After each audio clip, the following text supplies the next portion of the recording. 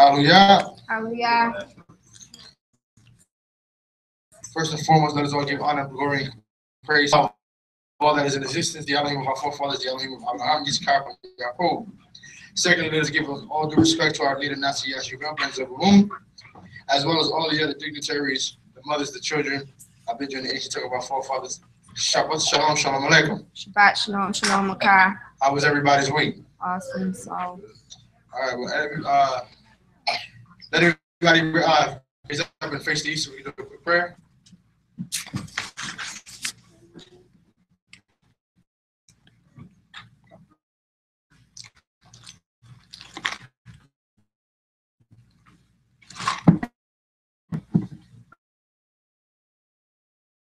Hallelujah. hallelujah. Allow them to get here safe. For those that are having a holy convocation already, Father, we ask that you continue to bless them as we praise your mighty name on this beautiful day of rest, Heavenly Father. We thank you for allowing us to get through this mundane week, Heavenly Father. All the things that have come upon our way, Heavenly Father. We know that you have comforted us in this day. Heavenly Father, we have lost one of our own, Heavenly Father, and we ask that you be with them and their families, and we ask that you continue to comfort those that are in the time of mourning, Heavenly Father. Heavenly Father, we want to thank you for the many blessings that we have been bestowed upon our Heavenly King, for the new family members that have come, new children, and new life, Heavenly Father. We thank you. And we ask that you continue to be with us and guide you and protect us and bless us, Heavenly Father. We ask that you be with those that are having that holy convocation on this beautiful day, Heavenly Father. We ask that all things that are being said today that revolve around your word and your Torah, Heavenly King. And we praise these things in your mighty name. Hallelujah. Hallelujah. Hallelujah. Hallelujah. Hallelujah. Hallelujah. Amen. Amen. Can you still hear me? Yes, Slow. How about now? Better? All right. Sleeping. All right, we will start off the day as we do always. Started with our reading of Shemot 20. Let us all say hallelujah.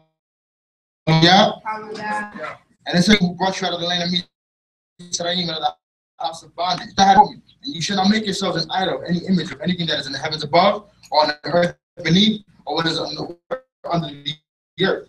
And you shall not bow down to them, nor say Elohim in the jealous power, visiting the iniquity on the fathers and the children, on the third and fourth generations of those who hate me, and showing loving kindness to thousands of those who love me and keep my command. You shall not take the name of the Most High your power in vain, for the Most High will not hold him guiltless who holds his name in vain. Remember the Sabbath day and keep it.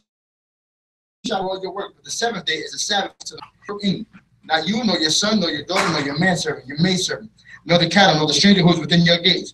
For in 6 days the Most High made the heavens and the earth and the sea and all that is rested on the seventh day. Therefore the Most High blessed the Sabbath day and made it holy. Honor your father and your mother, so you know what the Most High your power gives you. You should not murder, you should not steal. You should not murder, you should not commit adultery. And you should not give false testimony. You should not cover your neighbor's house. You should not cover your neighbor's wife, his manservant, his maidservant, his ox. Song, hallelujah. Hallelujah. It is good to give thanks to Yah, the Most High, to declare your kindness in the morning and your trustworthiness each night, on 10 strings and on the harp, to the sounding chords of a lyre. For you have made me rejoice in your works, O Yah. I shall forget are your works very deep. A senseless man does not know, nor does a fool understand this. And when the wrong spring up like grass, and all the workers of wickedness blossom, it is for them to be destroyed forever. Your enemies, O Yah, and all workers of wickedness are scattered. But you lift up my horn, and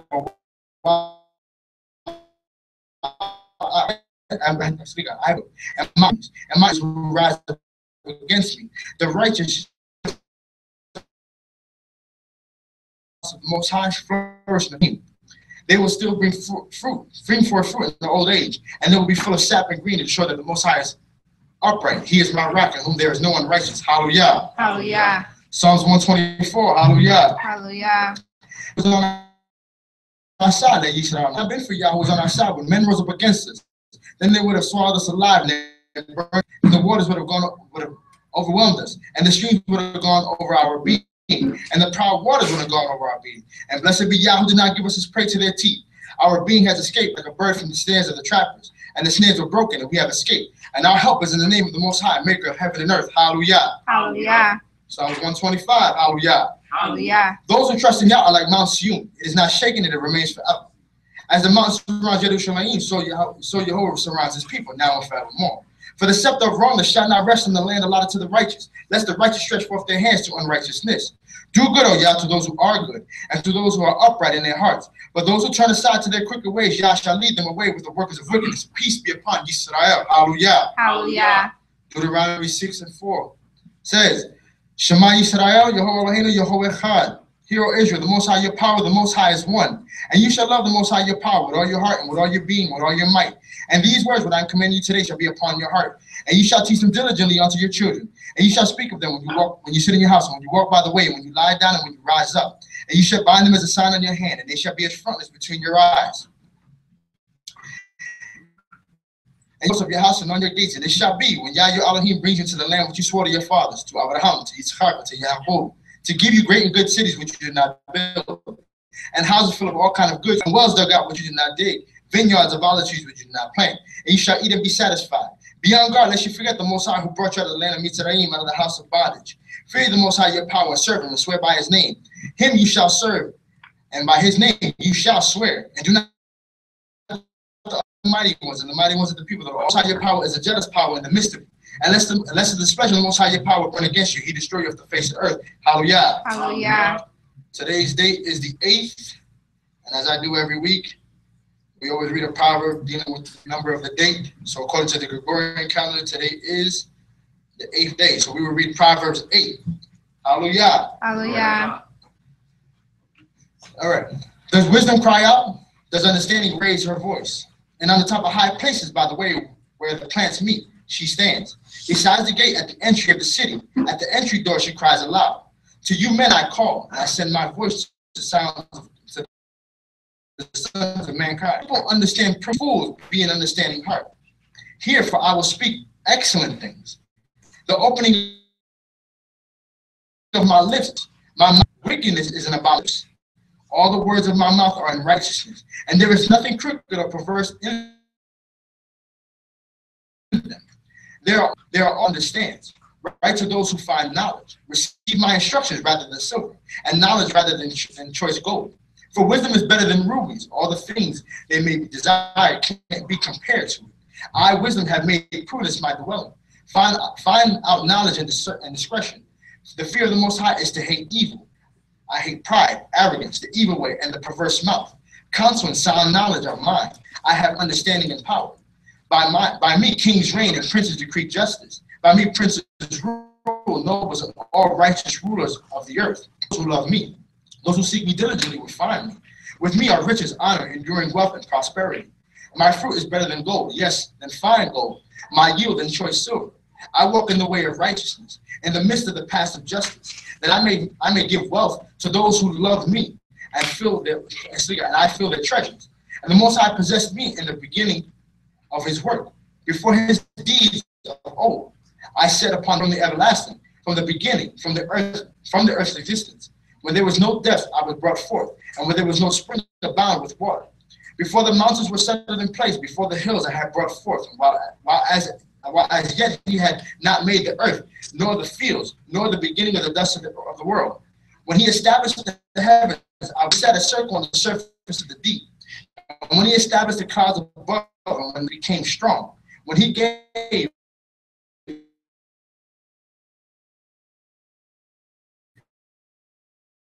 the sea its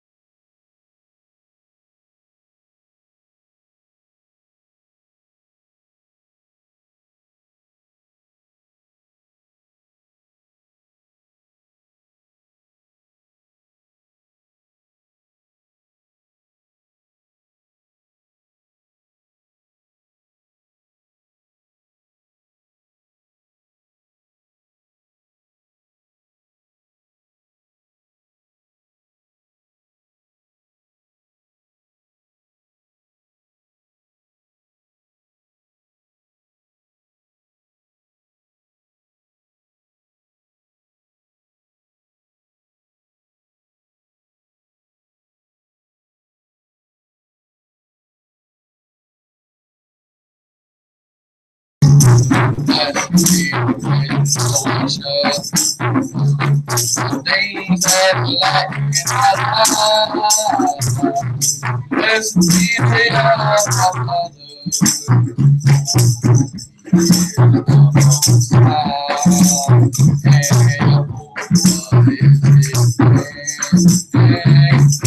Blessed be the day of Shabbath. Blessed be the joy it brings. Blessed be the Father who gives us everything. Blessed be the praise and worship. Blessed be the blessed be the Father.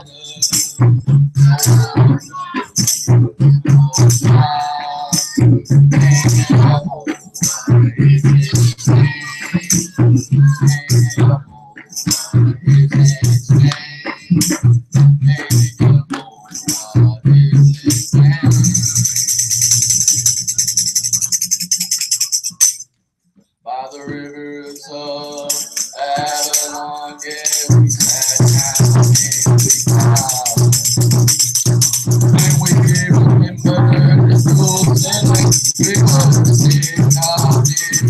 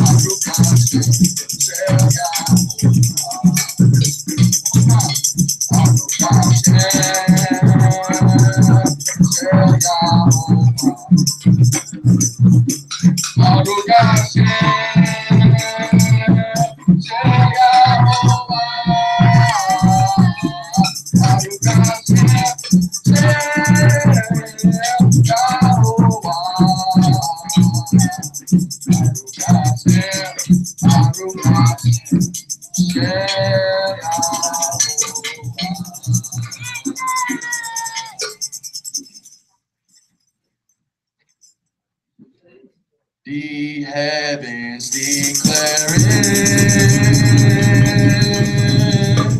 the glory is high, the earth in its beauty shows honor divine. Are Yah the creator of everything? To thee we lift up our voices and will sing of the light of Yah, Yah of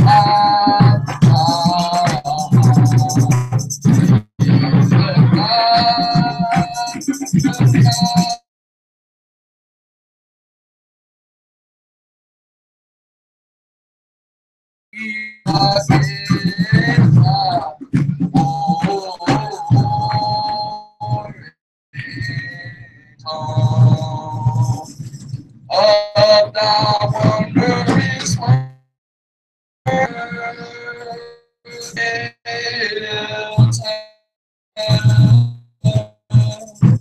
and when we do falter, we'll cry unto thee, following thy spirit, thy mercy we see. Thy sendeth thine angel to show us the way. To thee we sing out, we'll pray, we pray, sing of God, of the Yah, Yah of God. Is Kasha,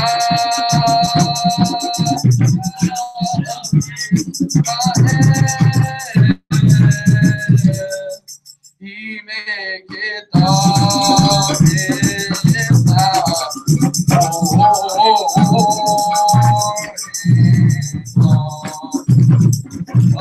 thy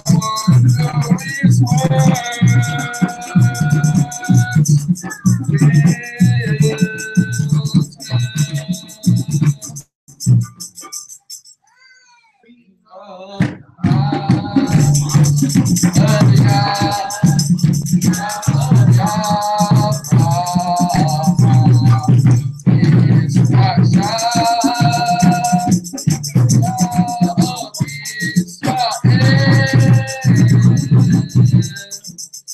He make it dark in thy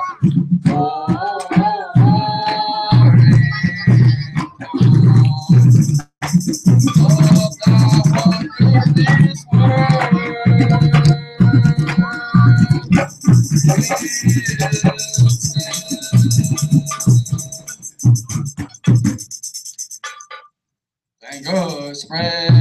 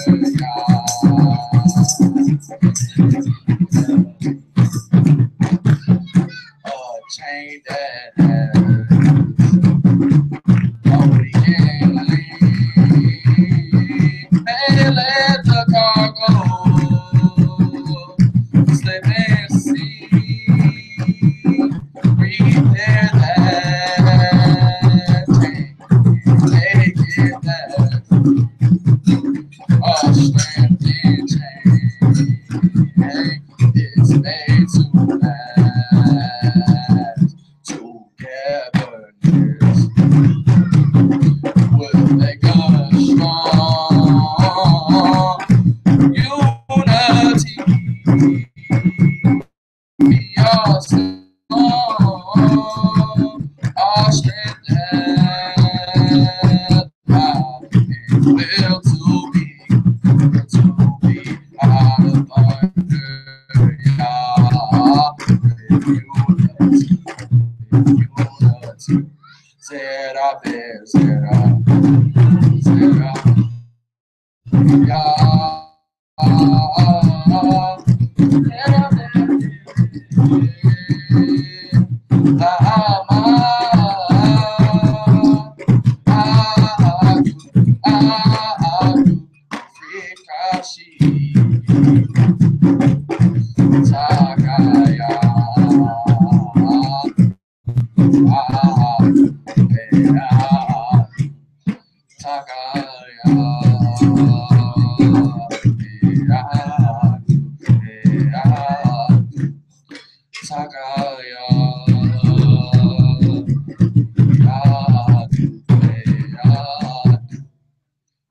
There's a land over there across the waters. There's a land over there across the sea. We must find a way for a better day so we can set our hopes on being free. In my dreams, I was walking through a meadow. In my chance, I happened to hear such a sounding words with a halting word, but the message was so good of what it knows. And he's high.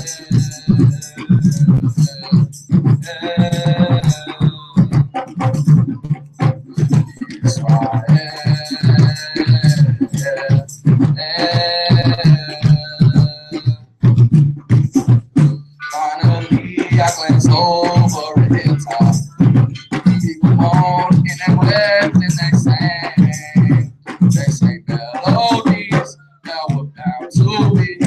You see, this is the great story ever told. They say we are nations of the Bible. They say we are children of the Lord. We have come to claim our glory and fame. But as it was done to us, your hosts will do the same. To you, Israel.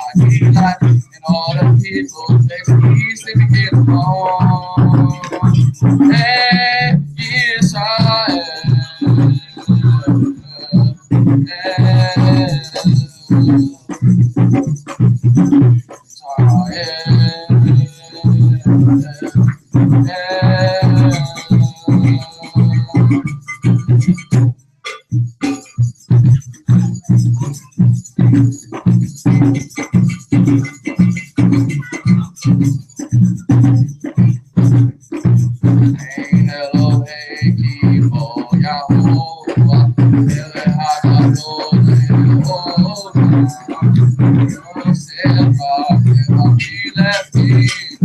No, it's all there is no God like Jehovah. Make me love the universe. Always doing wonders and let all Israel say amen. Ain't never hate people, Jehovah. Never I know Jehovah. Oh, say I give my love me. Oh, yeah, oh, Israel, amen. There is no God like Jehovah. Make me love the universe. Always doing wonders and let all Israel say amen.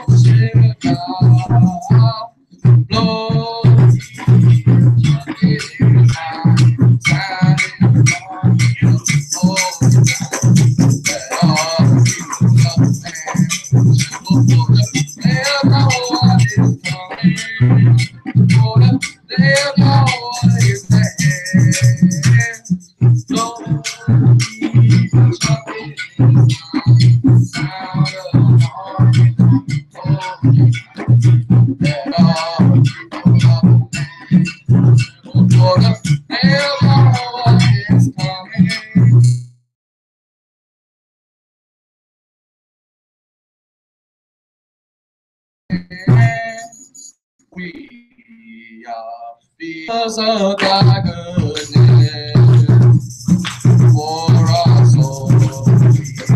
We committed to thy hand.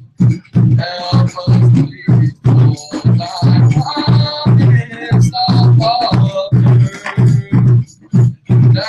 thou must cause Israel to stand.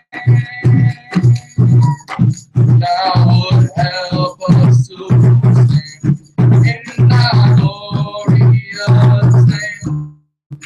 Thou would help us to stand and erase all our shame.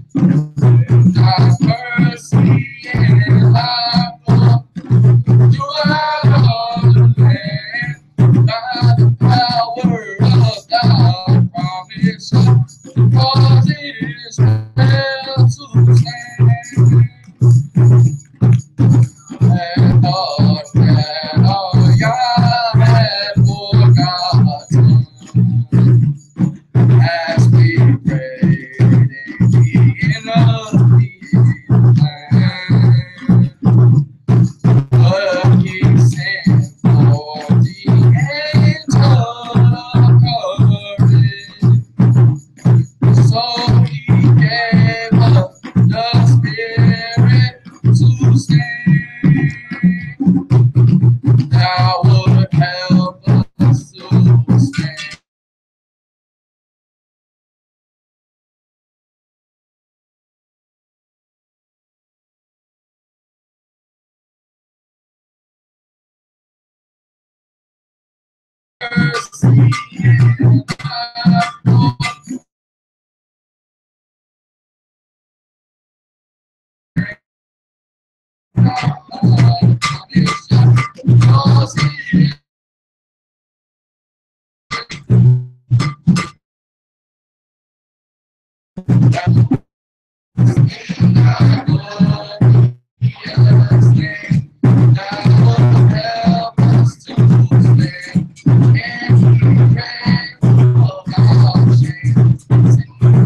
Mercy and thy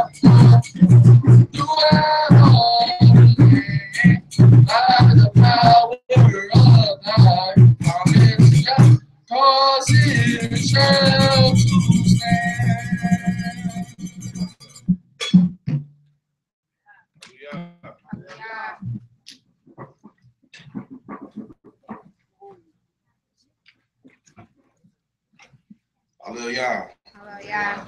Everyone may be seated for a brief second.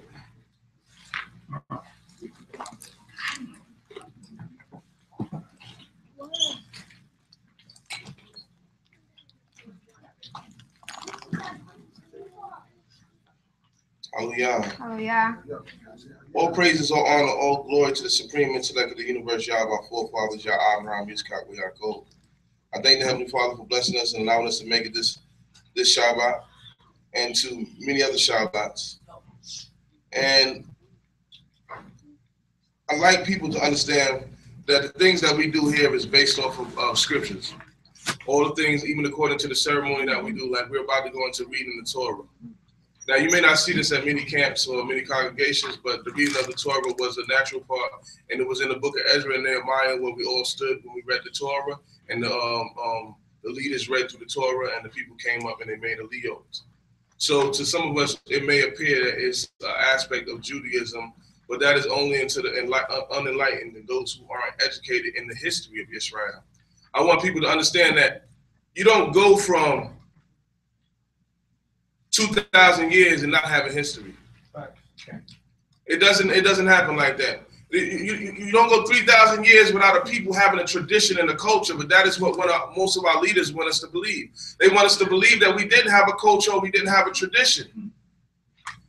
We're going to come up, we're going to read the Torah, we're going to read the Torah in a sacred language, which is Hebrew.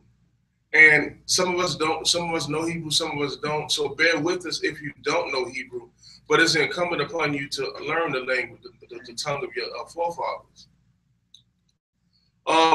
And I want you to understand that there is different variations of Hebrew. If you see that there is the terminology when in the book of Judges, one of the guys came through the borders and he said, say Shibboleth, and one said Shibboleth. There was different interpretations or pronunciations of Hebrew dialect inside of the nation of Israel. So there's no one to say that one is absolutely correct and one is false. There's also those that go by what they call the Lashawan Kodash, which is actually come from a tribe that lives in the Levant area that practice that nature, but they're actually of African descent. So you have different variations. You have the vowel pronunciations. You have those who go through different aspects of life. So don't ostracize yourself because of the elements of the form of education that you were being brought up in. We all have different education, right? Some of us come from a school that focused mainly on law. Some of us come from schools that focus mainly on biology or becoming a doctor. So in these avenues, we have different walks, and we come to the conclusion that we are Yisrael. And the reason why I bring forth this information is because worshiping the Creator is not just wearing fringes. It's not. It is not just wearing the head covering. It's not just going there on Sabbath and being a part of it, but it's an everyday practice. And when we gave glory to God today, I seen people lethargic. I seen people who were hesitant in their worship or their praise. And not everybody knows the words, but the people that know the words are supposed to be gun-ho singing these praises. The reason why this bothers me, and why it bothers me so much, where it angers me,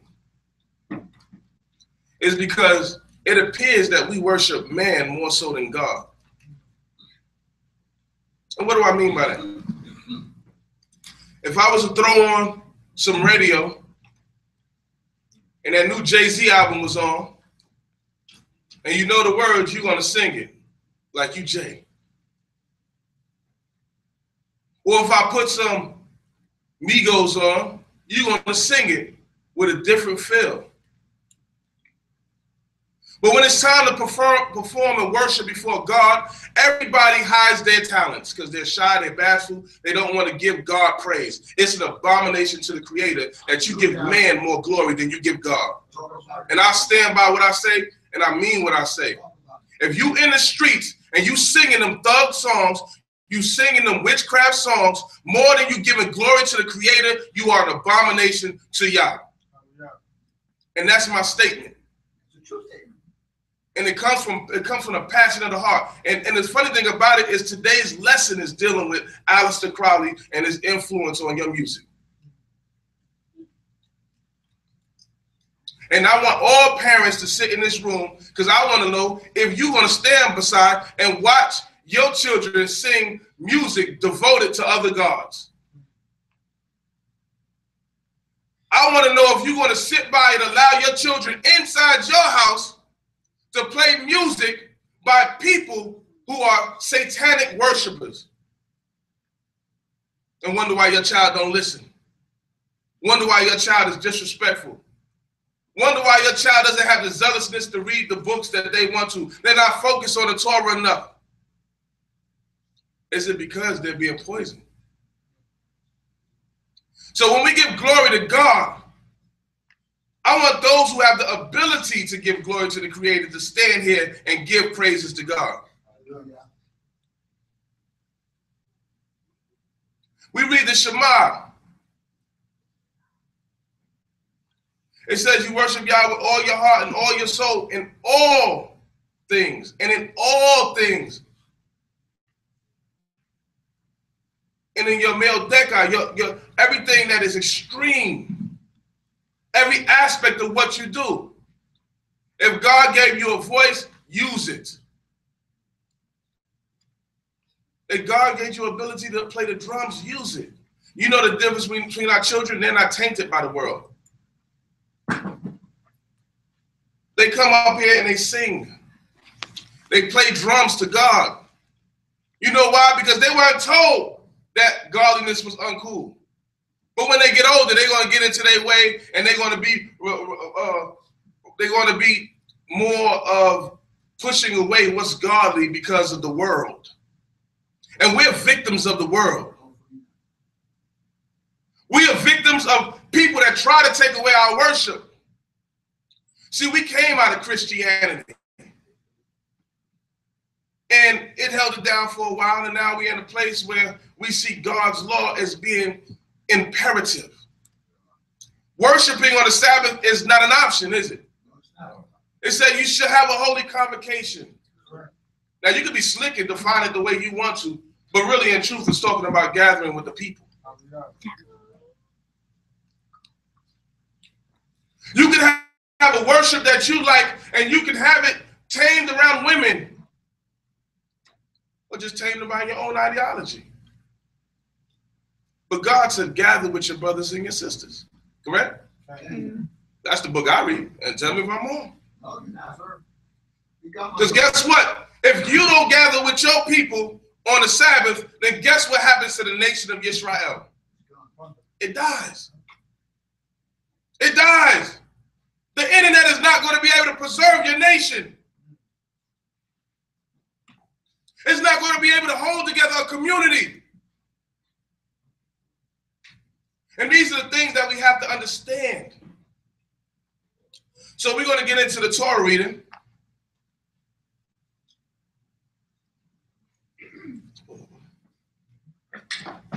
And I ask the young brothers to come up again while we sing the HaTorah.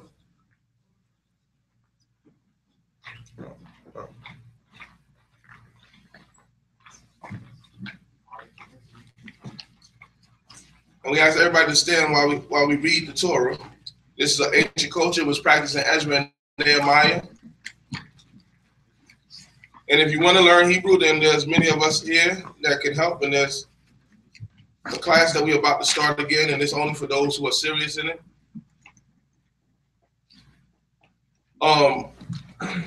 Modern Hebrew is not Yiddish.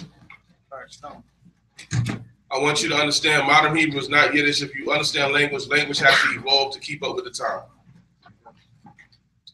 If you look at the hieroglyphs, they were painting pictures. Then they went into a hieratic form, which is a script form of hieroglyphs, because it was faster. And then they minimized how many characters they have. There's an evolution of the language. So the Hebrew that you read today is Aramaic Hebrew. It's an Aramaic Hebrew. Yiddish is something completely different. If you ever heard somebody speak Yiddish and Hebrew, then you know that they're two different things. It's a combination with Polish language and Hebrew words and sayings and statements. So because we write, we understand ancient Hebrew, we understand pictograph Hebrew, but write it in a letter. Write somebody a letter and see what you prefer. you'll prefer a script. Script is faster. So we went from, in our language, we went from the pictograph. You remember the olive used to be an actual bull's head. You have to draw the bull.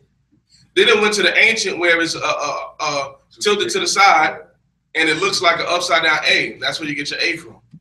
But it's actually an upside down bull's head. But it modified itself in order to keep up with the times. So I want you to free your mind. Any questions you have later on during the service or after the service, we answer all questions because we all come from different walks. We all come from different understandings. And people have enlightened from different areas, which is actually great. But there's so much philosophy behind the language, which you will see today in our portion. All right, so we're going to open up with the Torah by singing HaTorah. Hallelujah. Hallelujah. HaTorah.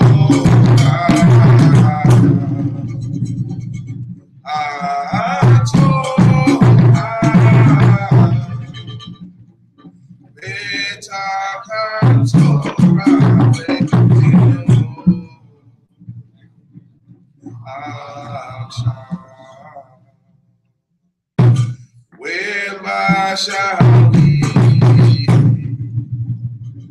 return unto thee? For thy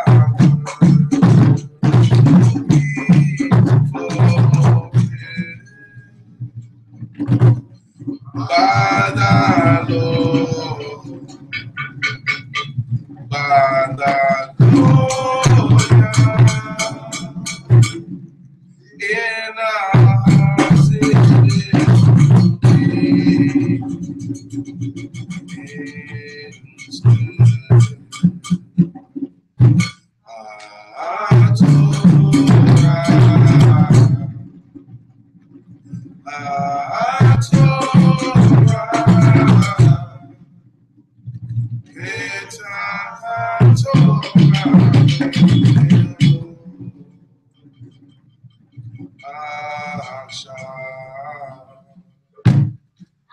oh, how can we draw closer to each other in the spirit of true righteousness? By thy glory,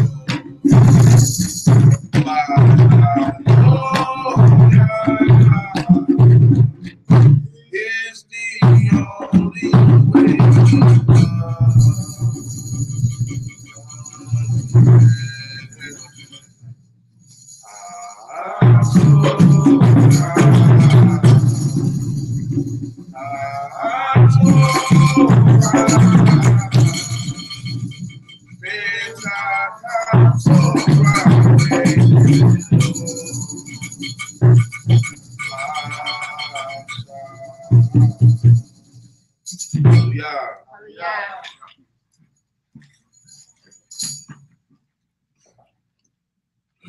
Nikrat Ani Nasi Yashua Ben Nasi Sapor Ben Zabulu Ani Po Baruch Hashem Shel Yehovah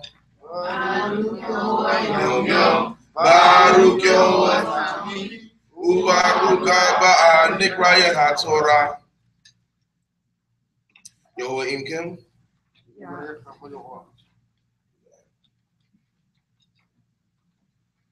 Baruch Adonai HaBarak.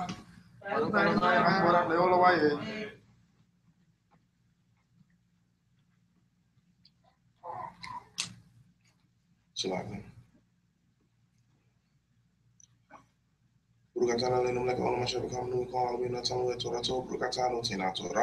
Hallelujah. We'll be reading in the book of Bamidbar, which is Numbers chapter 22, verse 2. I'll be reading 2 through 3.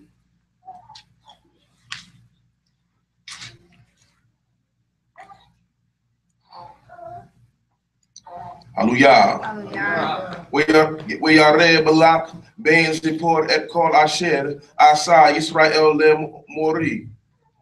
Where your God, Moab, Bephanim, Ha'am, Moed, Ki, Rav, who?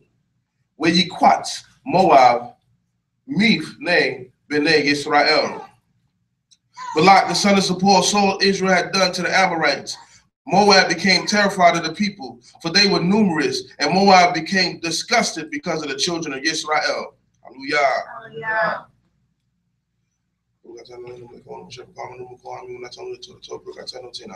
Hallelujah. Hallelujah. Nikrayet, Seren Asa, bin Baruch, bin Yisrael. אני פה ברוך השם של יהוה. Baruch Yehovah Yom Yom, Baruch Yehovah Tamid, Ubaruch Haba Nikrayet HaTorah. יהוה אם כן. Yibreka Yehovah. ברוך אללה יום בורך. Baruch Adonai HaBarak Lenu Hayeh.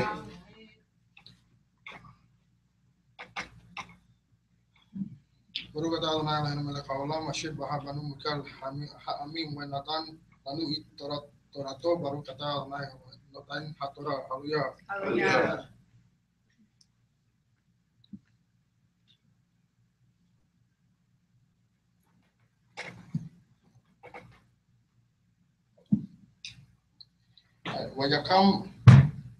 ויקם בלעם בבוקר ויאמר אל שרי בלק לכו אל ארצכם כי מאין יהוה לצידי לחלוק עמכם. ויקומו שרי מואב ויבואו אל בלק ויאמרו מאין בלעם חלוק עמנו.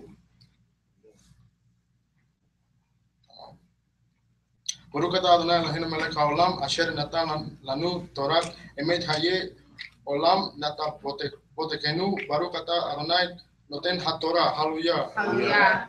When Balaam arose in the morning, he said to Balak's nobles, return to your country, for the Lord refuses to let me go with you. Moab's nobles arose and came to Balak and said, Balaam refuses to come with us. Hallelujah. Hallelujah. Third reader, when we say Nikra, that means, and we shall read, and it's calling up the reader. Nikra Adon, Hagibor Shemuel, Benyamin. And upon Baruch Hashem Shel Yehovah. Baruch Yehovah Yom Yom, Baruch Yehovah Tamid, Ubaruch Haba Nikrayet HaTorah. Yehovah Imchem. Yibreka Yehovah. ברכו את יהוה המבורך. ברוך יהוה Baruch Hayeh.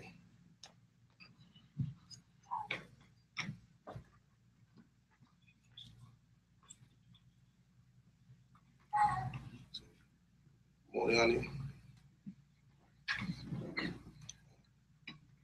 Baruch atah Yehovah Eloheinu melech helem asher behar benu mekel hem hemim ונתן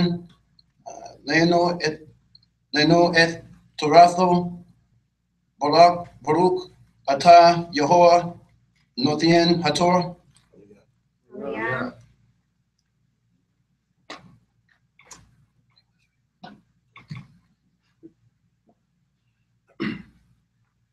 ויקום בלעם בבוקר ויבוס אתונו וילך עם שרי מואב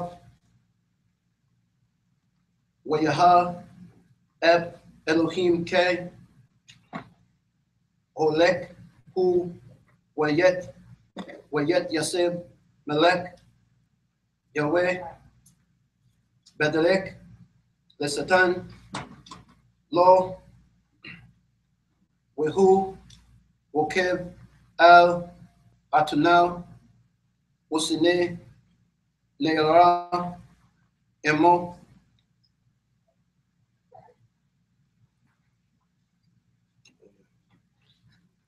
In the morning, Balaam rose, saddled his she-donkey, and went with the Moab's dignitaries.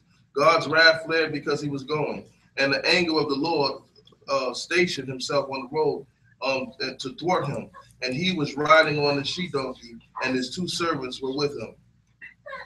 Baruch Atah Yehoah Eloheinu Melech Helem Asher Natan Lenu Torah Emet Hayah Olam Neta Bothekenu Baruch Atah Yehoah Noten HaTorah. Hallelujah.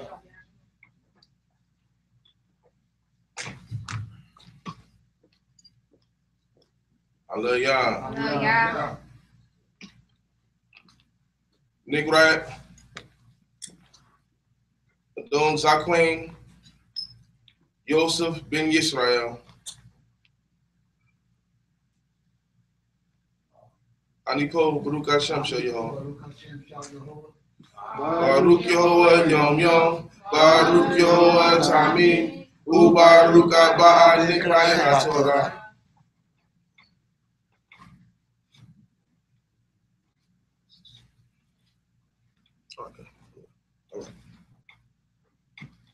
Hallelujah. Hallelujah. Yehovah Im Kim. Where you ready? Hallelujah. Baruch El Adonai Barak. Baruch Atah Adonai Eloheinu Melech Haolam Asher B'Kol Manu B'Kol Amin. When I tell you that Torah Tov, Baruch Atah Noten HaTorah. Hallelujah. Hallelujah.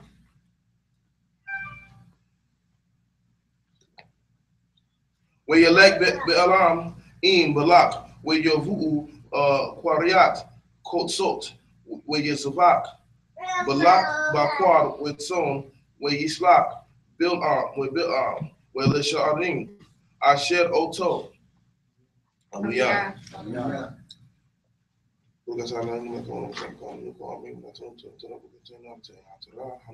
Hallelujah. Hallelujah. Nikraet, Adon, Mario ben Yisrael.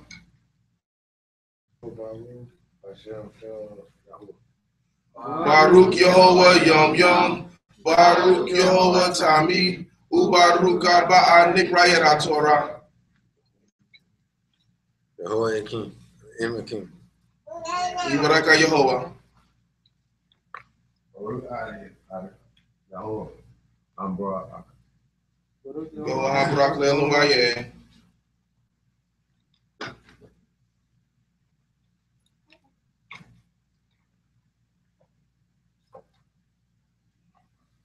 Moriani Nefnek, Brugatan, Lekona Masheba Kong, Koami, when I tell them to Brugatan, Torah.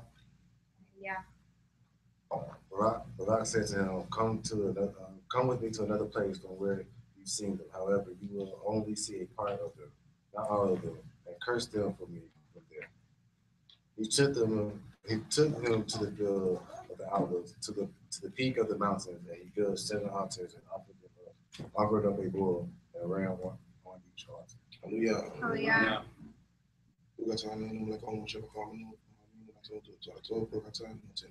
Hallelujah. Hallelujah.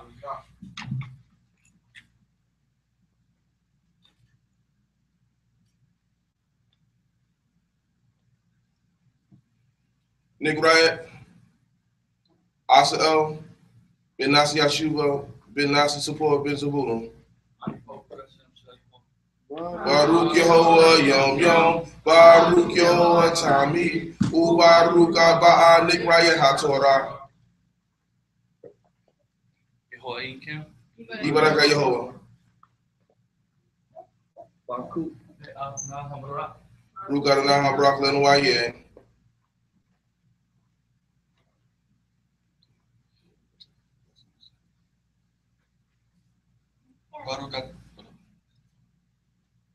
Baruch Atah Adonai Eloheinu Melech Haolam Asher B'Kol Manu B'Kol Amin Unatan Lanu Et HaTorah Tov Baruch Atah Adonai Noten HaTorah. Hallelujah.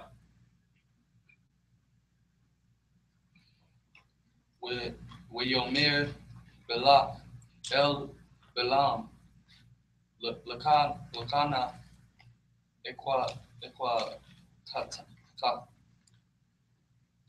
Ta El Makom Akar Ula Yishar Be'ene Elohim Kwabo To Li Yisham Wayak Balak Et Bilam Rosh Ha Papa Od Hanish Kwa Al Panay Hashimon. Hallelujah. English. Balak said, "Come now, I will take you to different places. Perhaps I will please God, and you will curse them for me from there." So Balak took Balaam to the peak of Peor, overlooking the wastelands. Baruch atah Adonai Eloheinu melech haolam asher natan lanu Torah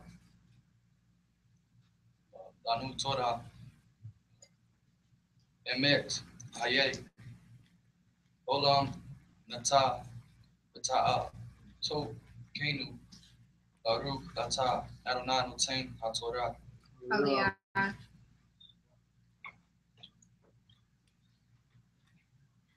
Hallelujah. Hallelujah. Nigrayat Nasika Atara, Ishet Nasi Yashuba, Ben Zavulu. Followed by the question, Shomrey Baruch Yehovah Yom Yom, Baruch Yehovah Tami, Ubaruch Haba Nigrayat HaTorah. Adonai Imkan. Ibaraka Yehovah. Baruch et Adonai Hamburah. I don't know how Barak Lenuaye.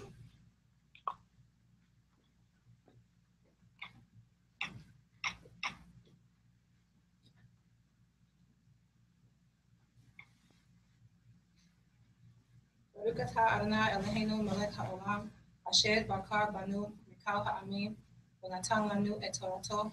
Baruch atah Adonai noten haTorah. Hallelujah.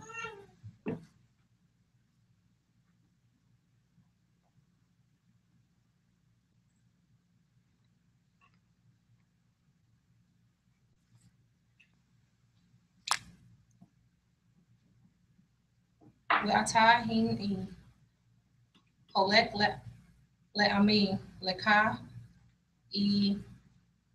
Iazzeka asher ya'aseh ha'am hazeh le'amka be'akarit hayamim Waisha me'alo wayomar ne'um bil'am beno be'or hagiver shetum ha'ayom. Yeah.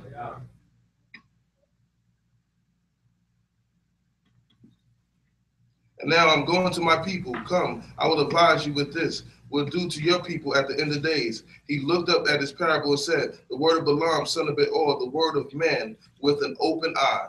Hallelujah. Hallelujah.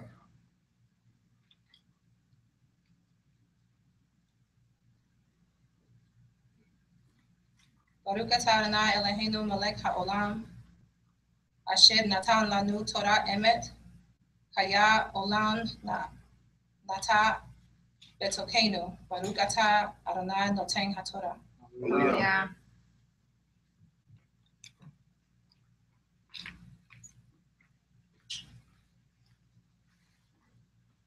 Nigraet, Talia, Bat Nasi Yashuba, Ben Zavulun.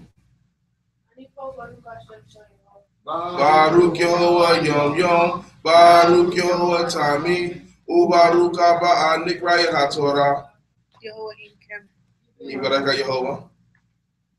Baruch et Adonai Hamburah. Baruch Adonai Habarak Lenuaye.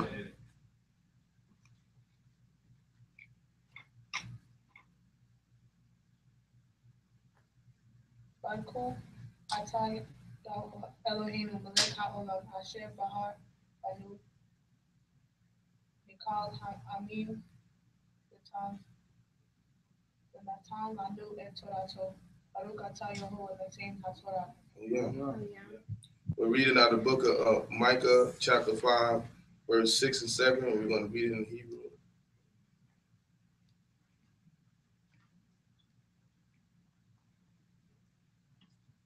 Wehaya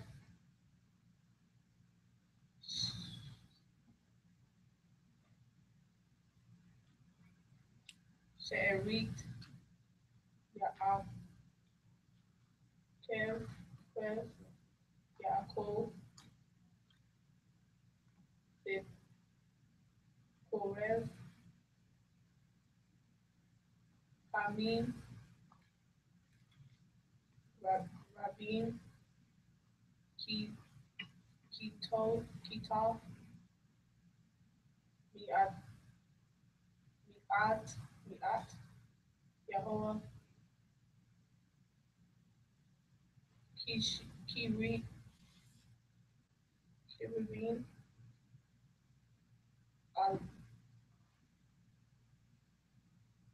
Kirin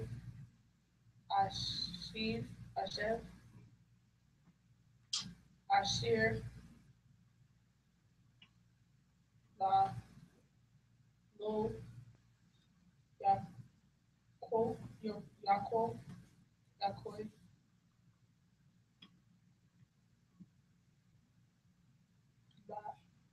Leish Lo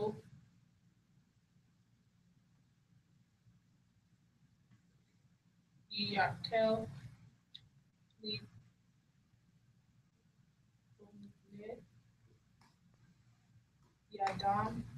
Adam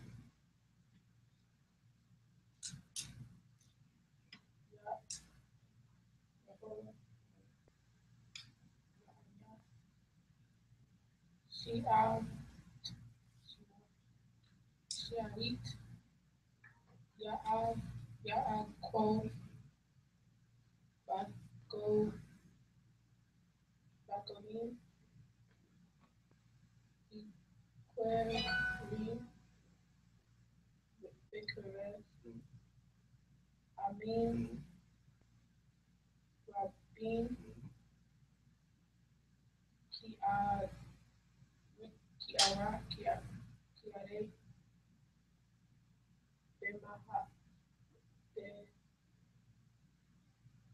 Bahamot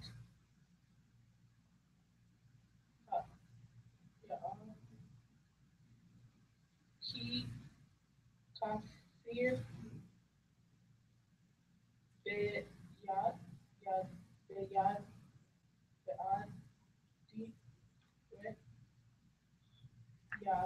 Ya'an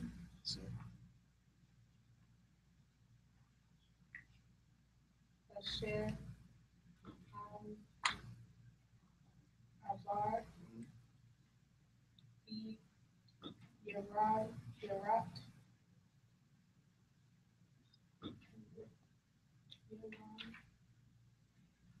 We'ez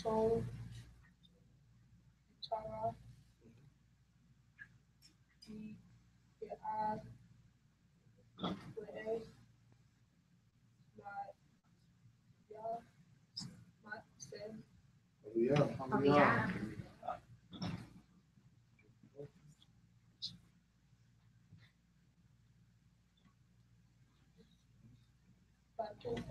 Baruch atah Yehovah Eloheinu melech haolam asher natan lanu Torah amet hayeh haolam natan v'tekol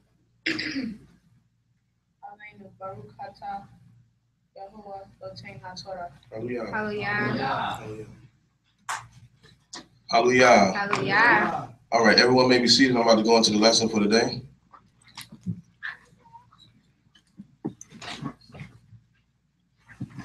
Good job, everybody. Hallelujah. Hallelujah.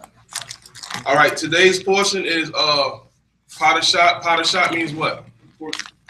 It means portion. It's the Hebrew word for portion, PARASHAT. And the portion of this week is Balak. Balak. PARASHAT Balak.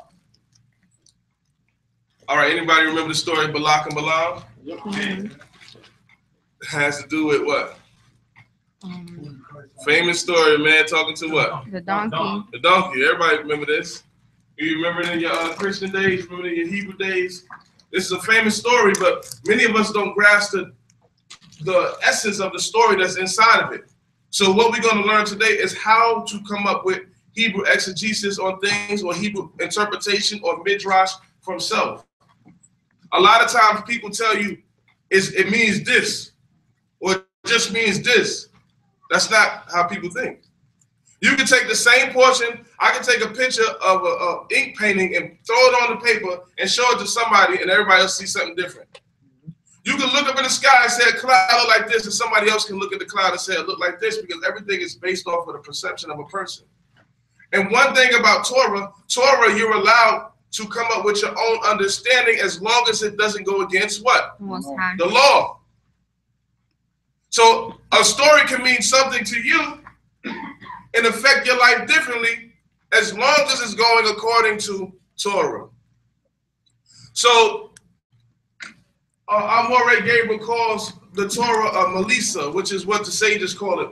It is a story or a history of people with incomplete, in some aspects, stories in order for a human to extract or come up with their own understanding. It allows you to think. And many things inside of the scripture is very paradoxical because it allows you to think. Now somebody says, and he's seen God face to face, so he was face to face with God. And then another verse will say, well, no man can see God's face and live. These two conflicting paradoxes allow you to create educated thought and thesis on what you're explaining it. Because sometimes certain things are meant to be said in certain contexts. Once you take things out of context, they don't have the value that they're supposed to. So talking to God face to face, it doesn't mean literally that God has a face. But it means that he was closer than any other prophet. And in this story, Balak and Balaam, there were two opposite people. There's the prophet Moses, a powerful prophet. And then you also have the prophet of the Gentiles, who is Balaam. So here we go with the PARASHAT, and we're going to dim the lights, hopefully. Yeah. And if you need to read, most of the stuff that I'm going to read is going to be in the slide. So PARASHAT Balaam, it says the resentful admiration of Balaam. PARASHAT Balak, the resentful admiration of Balaam. Anybody ever heard of resentful admiration? Huh? It's an oxymoron, but it's a paradox. It makes perfect sense in a way. Let's go to the next slide. All right. If you read the first two verses, you see that there's a king called Balak. He is a king of Moab. But I want you to understand that oppression starts from an aspect of fear. A lot of times you see it. Israelite congregations do it too. They attack other congregations because they fear that this congregation will be progressive or another congregation will be progressive. So they create an oppressive teachings that oppress other congregations out of the fear that they will be able to grow. Now, if you go into Exodus chapter 1 and the 10th verse, it says, come, let us deal wisely with them, talking about the nation of Israel, lest they multiply, and it come to pass that when there falleth out any war, they join also unto our enemies and fight against us, and so get them up out of the land. So now Pharaoh comes up with this idea because he says the nation of Israel is growing. They're becoming massive. So now fear sets in the heart of the Pharaoh. And he begins to strategize to do what? Oppress the people. So all people, most people that are oppressed due to the fear of their potential. So that means as a black man and a black woman in America, you're being oppressed because they fear that you have some sort of potential, that you have some ability to become great. Now in this portion, Balaam, it says, and Balak the son of Zippor saw all that Israel has done to the Amorites.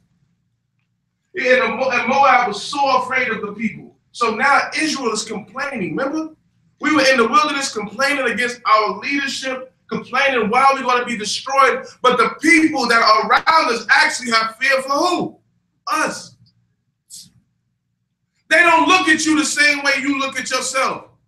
When you see the hatred, when you see the anger inside of you towards your brother and sister, the people on the outside see something great inside of you that you can't even see. So now they become fearful. And Moab was distressed because of the children of Israel. And Moab said to the elders of Midian, now shall this company lick up all that are around about us, as the ox lick up the grass of the field. And Balak the son of Zippor was the king of the Moabites at the time. So he went up as the Moabites, and he went with the Midianites. Why did he go to the Midianites? Because if you know anything, Moses was raised where? With the Midianites. So they want to go to the source. They want to understand these people. Don't you know that you are the most studied people on the planet? And if you don't believe me, go look something up on the internet and watch what ads pop up on your Facebook. They study what you like. You're like, man, they thinking like I'm thinking. How they know I was going to type in? You ever type in something halfway, you look at it, and they fill out the rest for you? You're like, dang, I like this. My phone know me. My phone know me. But it isn't that the phone know you, is that they're studying you. They're studying your trends. Even so much now that they know that you're becoming conscious and aware of who you are, and they're about to commercialize your liberation. They're about to commercialize your liberation. All these Israelites waking up to becoming Israel. You got all these people talking about it. Jay-Z got a 444, but he says it's based on what time he woke up, but it's really dealing with Deuteronomy 4:44.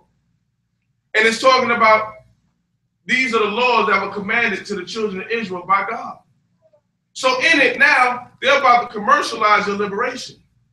And in commercializing your liberation, they destroy your liberation.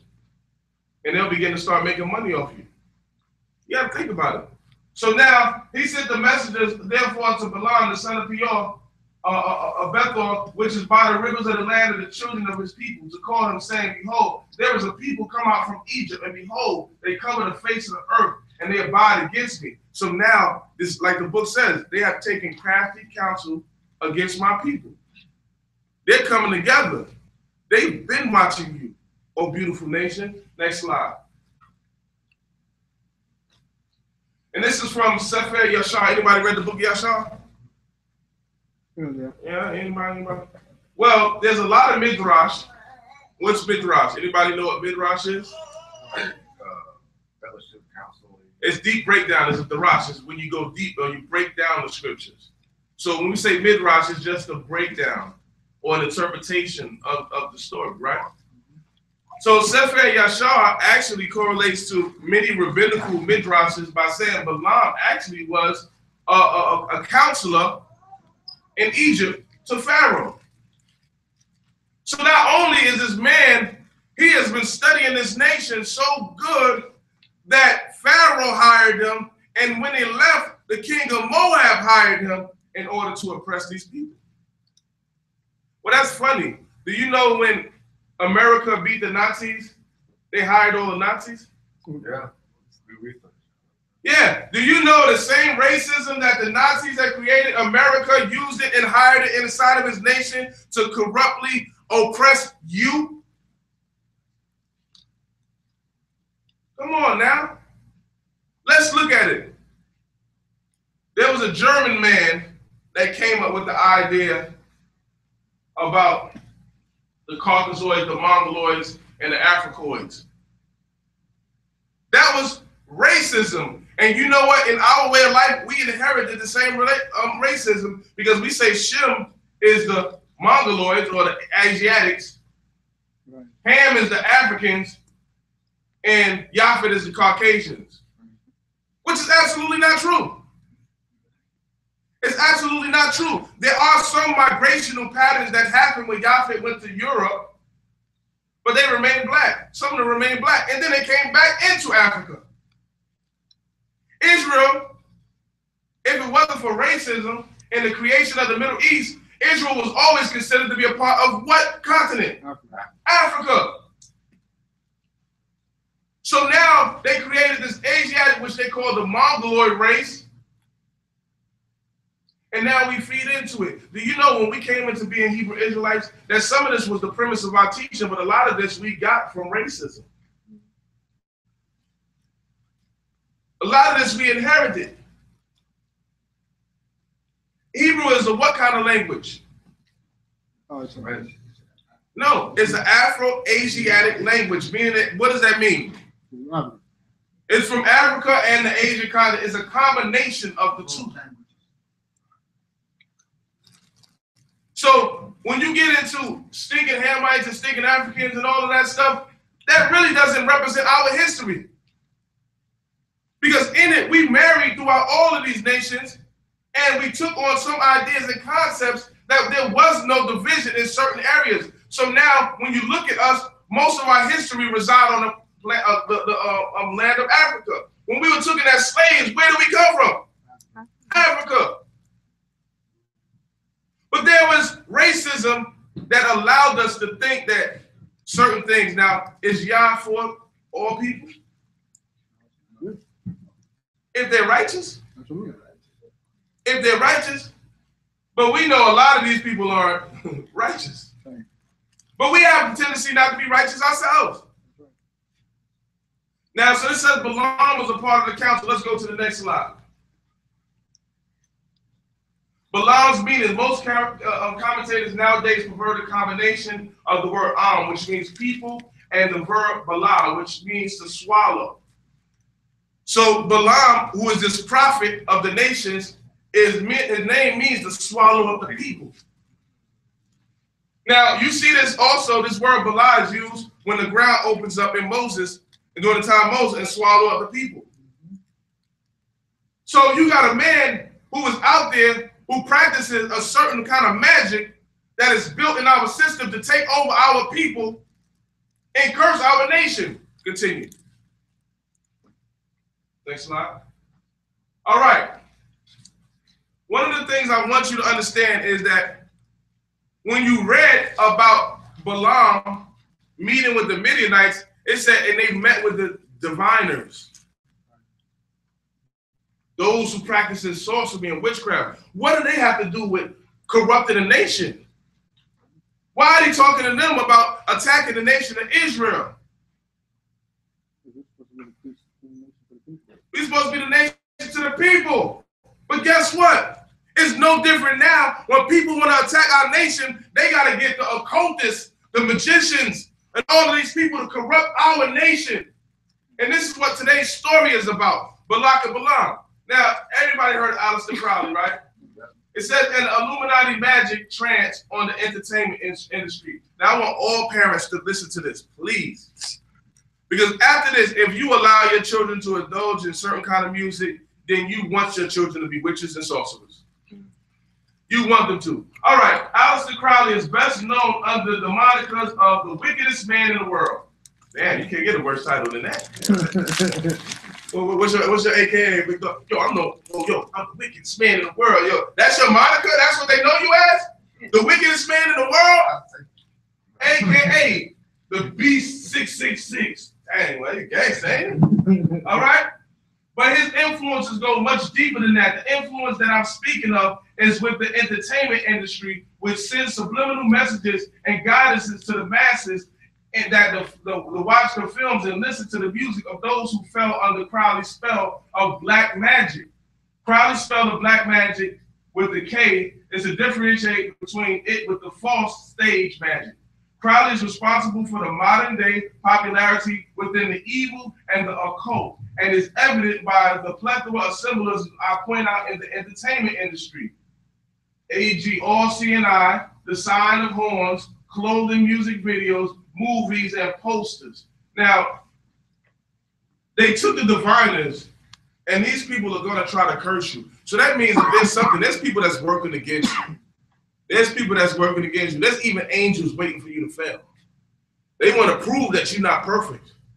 And we have to realize that there's somebody that loves us so much. You know, when you spend a lot of time on a certain group of people, that means you're actually fascinated by them. You see, white people hate us, right? But then they go get lip injections. They go to the tanning bed, butt injections, all this stuff for people that they hate, because it's called a resentful admiration. They admire you so much that they resent how much they admire you. So now, because our name is so strong amongst the nations, God has delivered us. Now people are hating on us. Don't people hate on our nation? Yeah. Let's go to the next slide. All right. There's Aleister Crowley right there, right? This is who right here. It says it's the 14 hermeneutic order of the Golden Dawn. Now this is the magic and stuff that Aleister Crowley is producing or pushing into the industry. And you know where Aleister Crowley spent most of his time studying his black magic? Because this coincides with Balaam. We said Balaam was where? In Egypt. In Egypt. So Aleister Crowley, he studied his homosexual practices in his writings, stated that they come from Egypt. So anybody know, that's Sierra right there. Everybody love them some CC. She pushing it. You got Aleister Crowley. Here go my man, what's his name? Tyler the Great. Now he got a shirt on with Aleister Crowley on it. Now come on, bro. These people did not think of this themselves. Nobody says, I want to wear an Aleister Crowley t-shirt. No, Sierra is not saying she want to represent the hermeneutic order of the golden age of the dawn. She didn't think of that. She was twerking. How you think, we were talking about this last, how you think Biggie gay verses pop up in there? DMX, you think Biggie was sitting there, I'm gonna write some gay verses.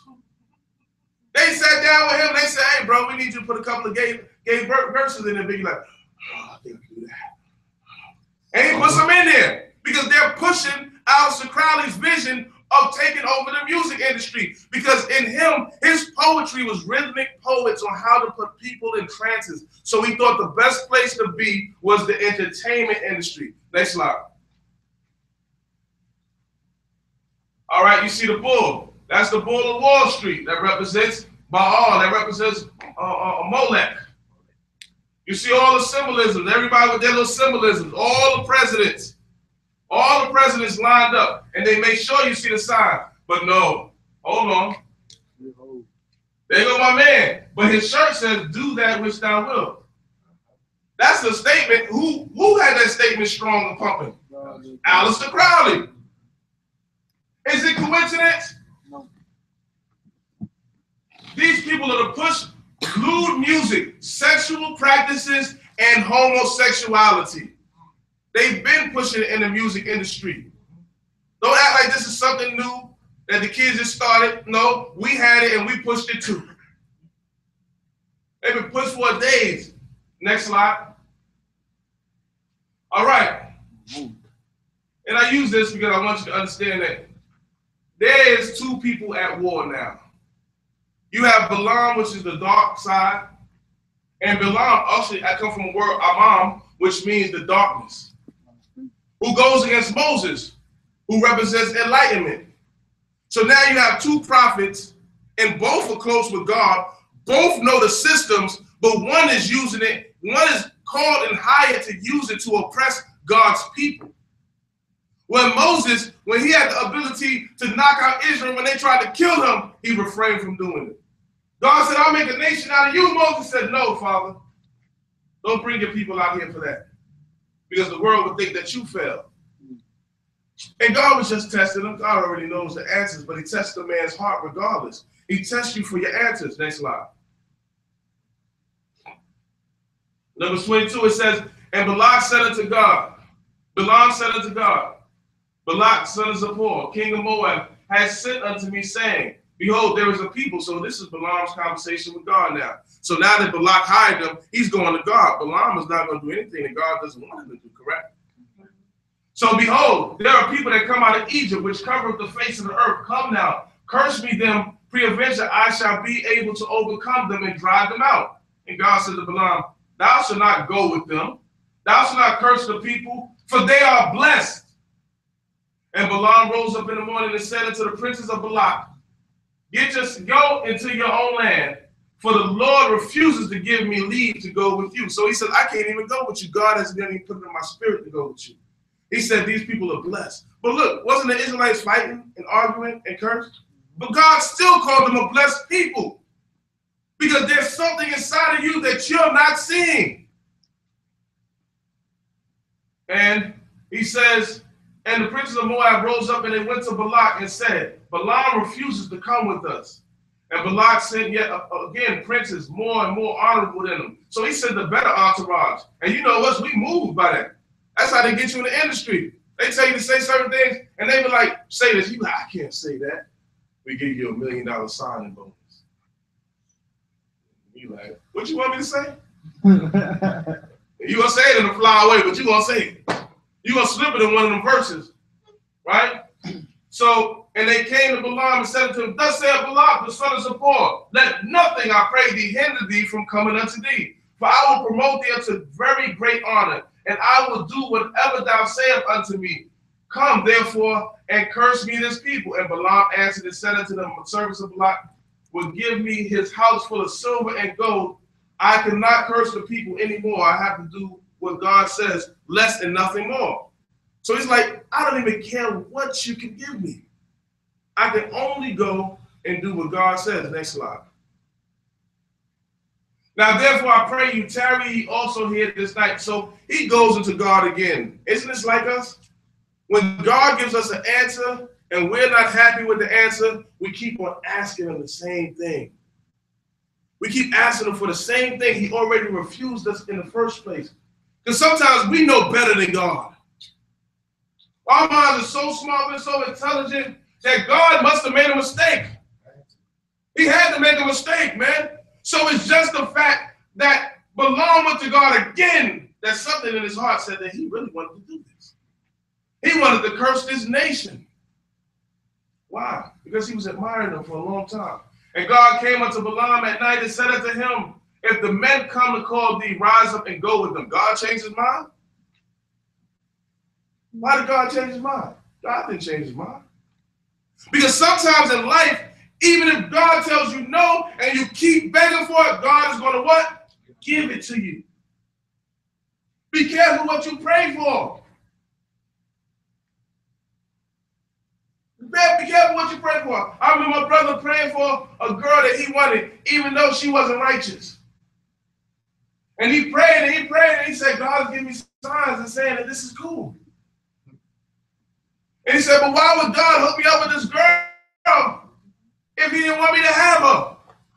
Because God gave you what you begged him for. And it's going to cost you. Right? All right. And Balaam rose up in the morning and he saddled his ass and he went unto the princes of Moab, and God's anger was kindled because he went. And the angel of the Lord stood in the way for an adversary against him.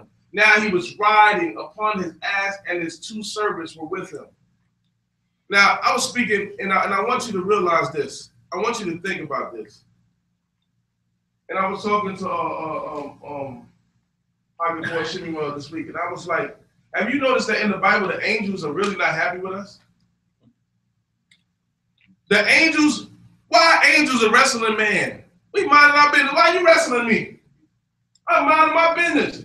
You trying to fight me. God said, who's going to be a lion tongue amongst the nation? One of the angels said, me, I got you. Then the angel went here. He waiting for Balaam to slip up. You know why? Because God created something perfect in you. Now, all these stories and mythologies that there's a war between man and the gods, there is a war between us and the angels. And angels are, in our understanding, they represent the physical world. They govern aspects of the physical world. In the book of Daniel, when you see the angel standing in the fire, he represents the physics of what? Fire. He protected them and shielded them. Because in truth, as a man, you are above all these things. And this is the problem with you worshiping the Egyptian gods. This was the problem with you worshiping the Babylonian gods. You worshiping gods of a physical earth. You worshiping angels that do the bidding of God, and I gave you the power to control them. So this war that we have in the physical world is just something we created in our own mind, because in truth, we're limitless. When he sent Moses to Pharaoh, he said, you are God unto Pharaoh. But we lost our faith in self. We don't believe how powerful we are anymore. And so we stress when things come about and come to play. And I share this.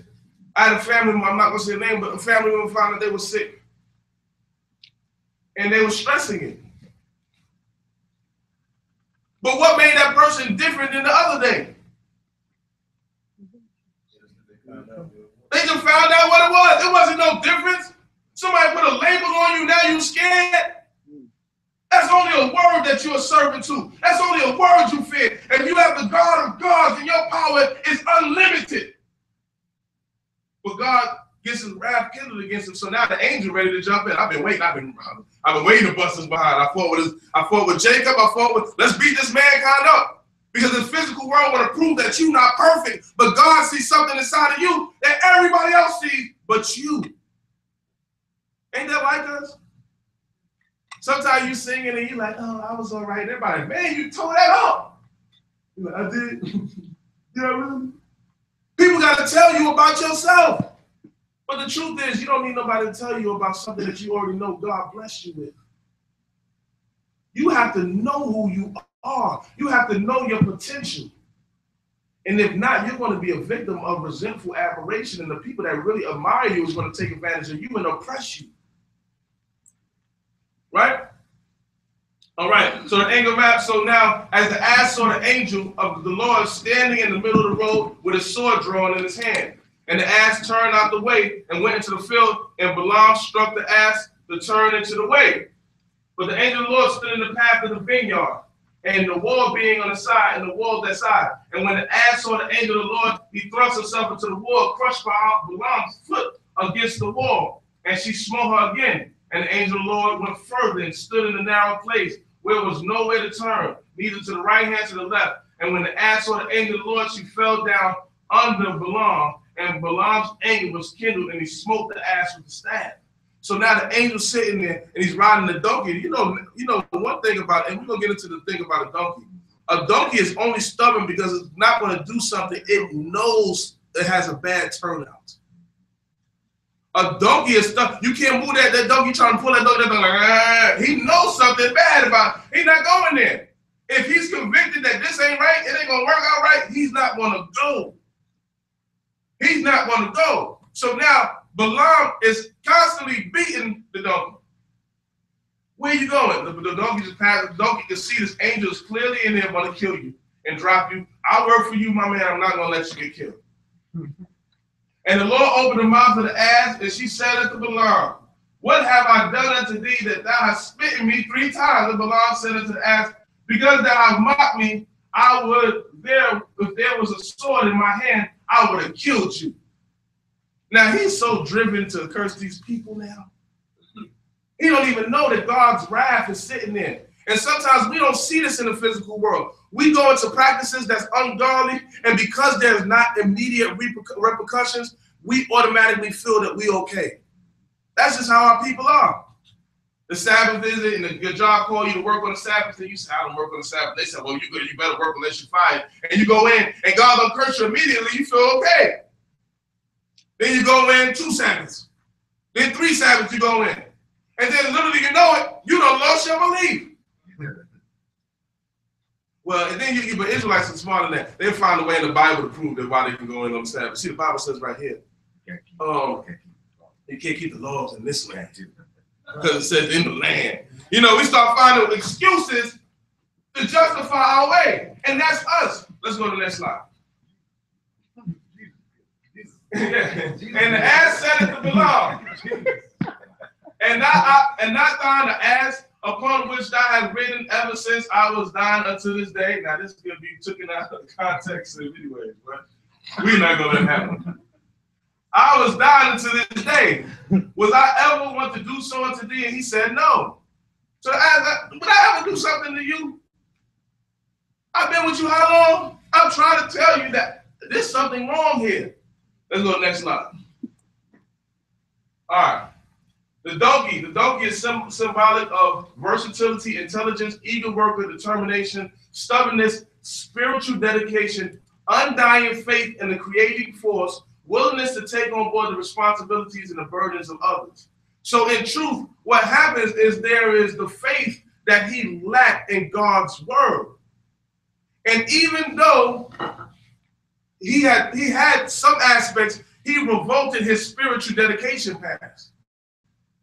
Sometimes when we go through this world and we're so gung-ho for God and the physical world isn't giving us what we want to, we tend to negate the fact that God is still with us.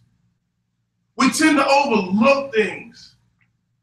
You see, people in this world are very dangerous when they don't have God. Then they kill God in order to kill God because they want freedom to do whatever they want. Do that which thou will. Aleister Crowley, and if you look it up, it's called hedonism. Hedonism is doing whatever pleases you. And sometimes worshiping God is not easy. It isn't.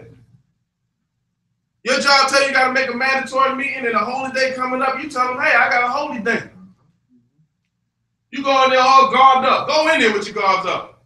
I want to meet with you, boss. Yo, let me go there. You come back turban on your head. Fringes all over the place. Fringes all over the place. What you say, boss? You want me to come in with? Oh, I can't do it, man. Lord wants me here. Walk away with the Torah. Yeah, they'll be pissed with you, but if they wise, they can't fire you. Because guess what book governs this land? The Bible.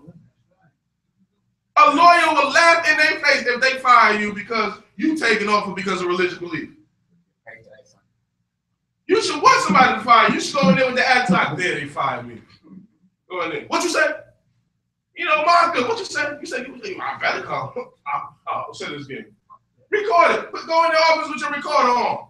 Have faith in God. Because when it's dealing with God, there's a zeal you should have.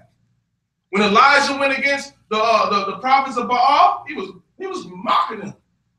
Perhaps your God is asleep.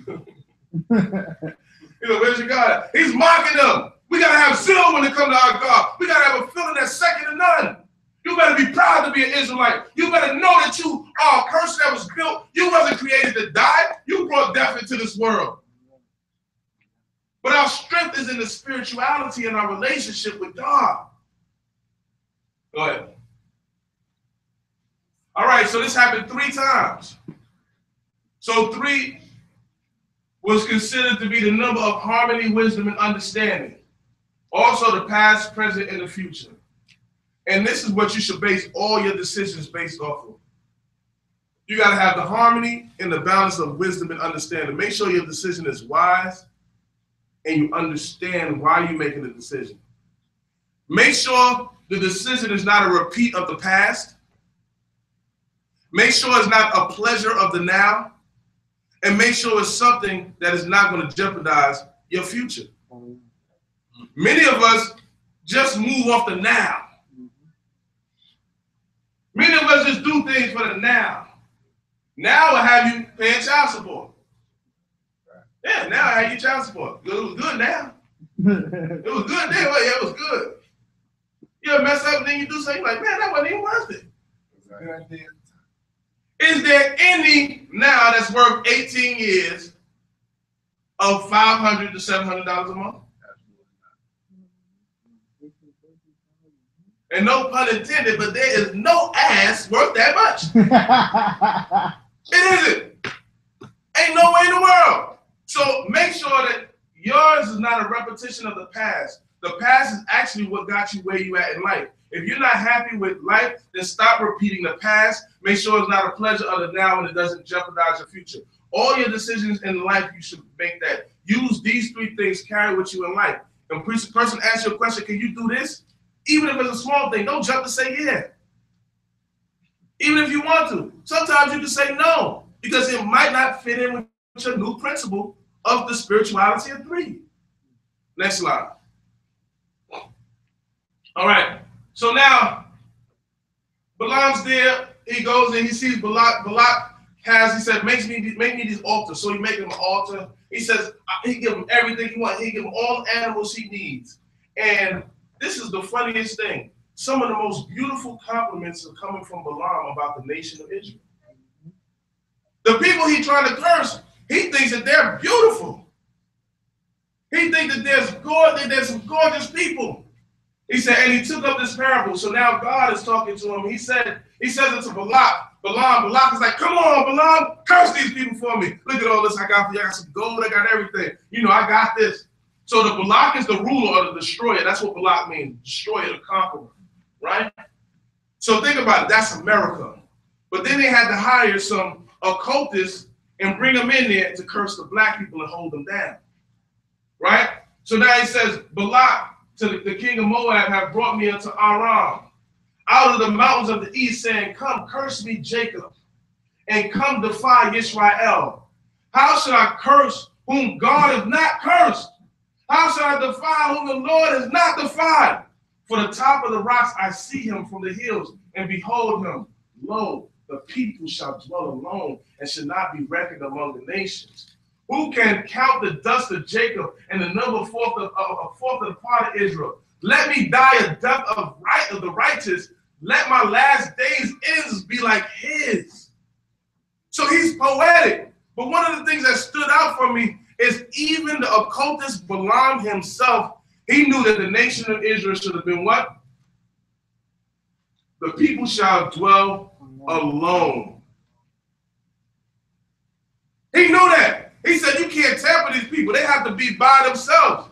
And I thank God for the movement we have now in Project Goshen, that we have bought acreage in Georgia to build the Israelite community.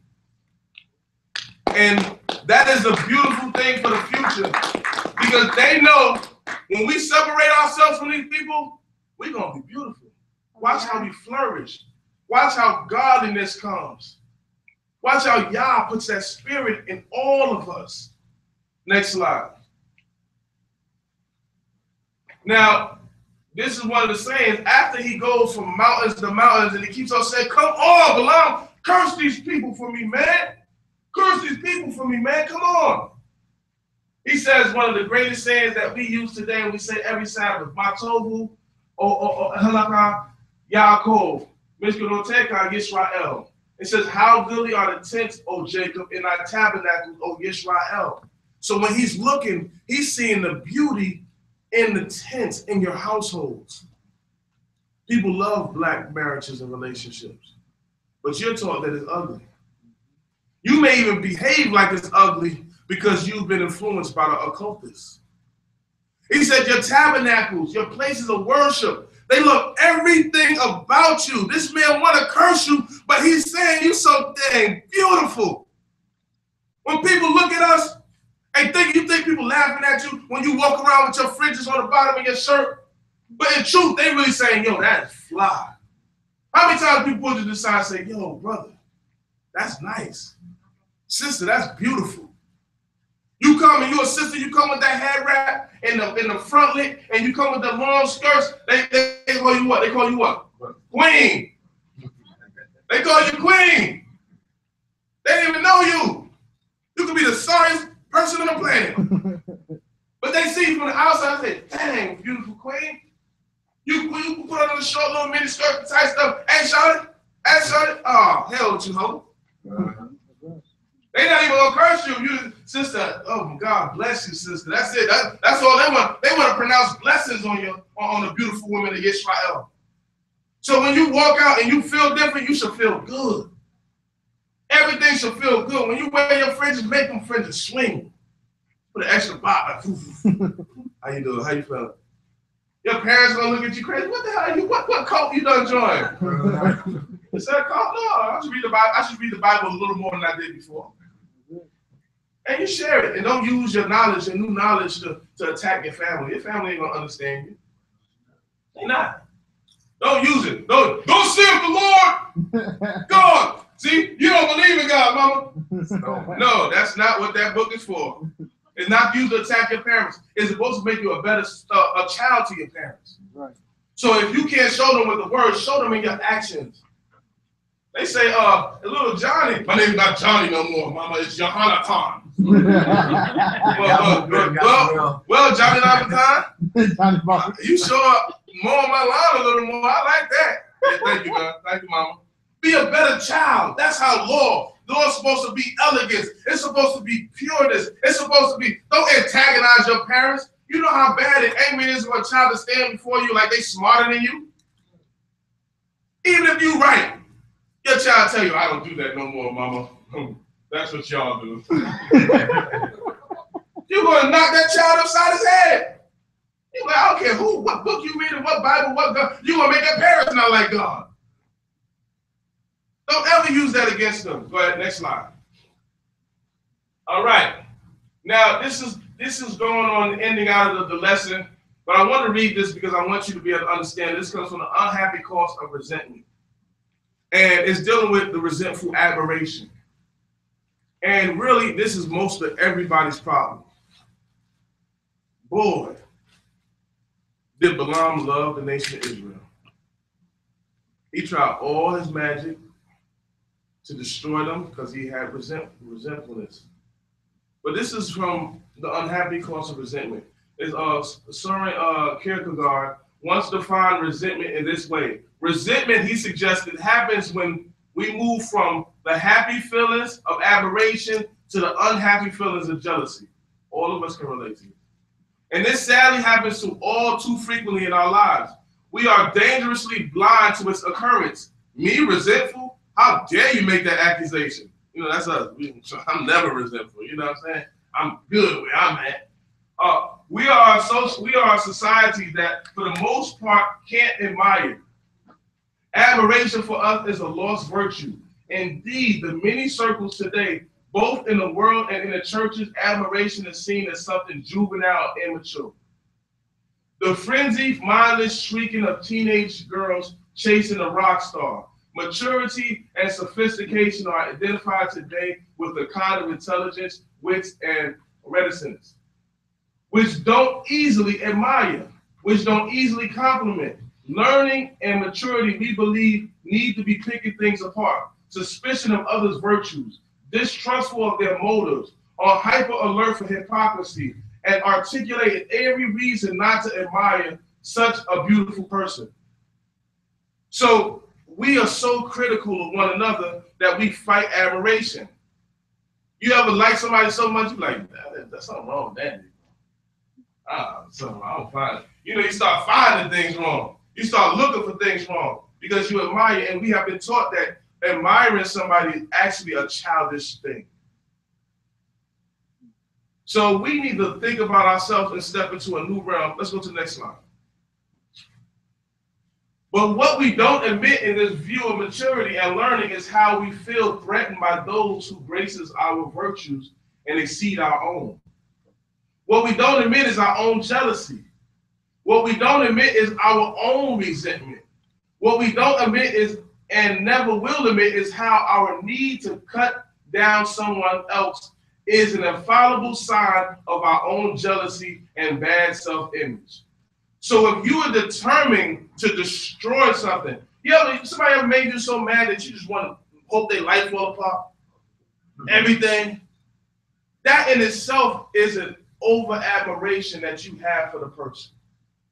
Not because they did you wrong, it's because you feel in your heart that you are obsessed with this individual of their flaw. That means there's something deep down inside you that you like about these people.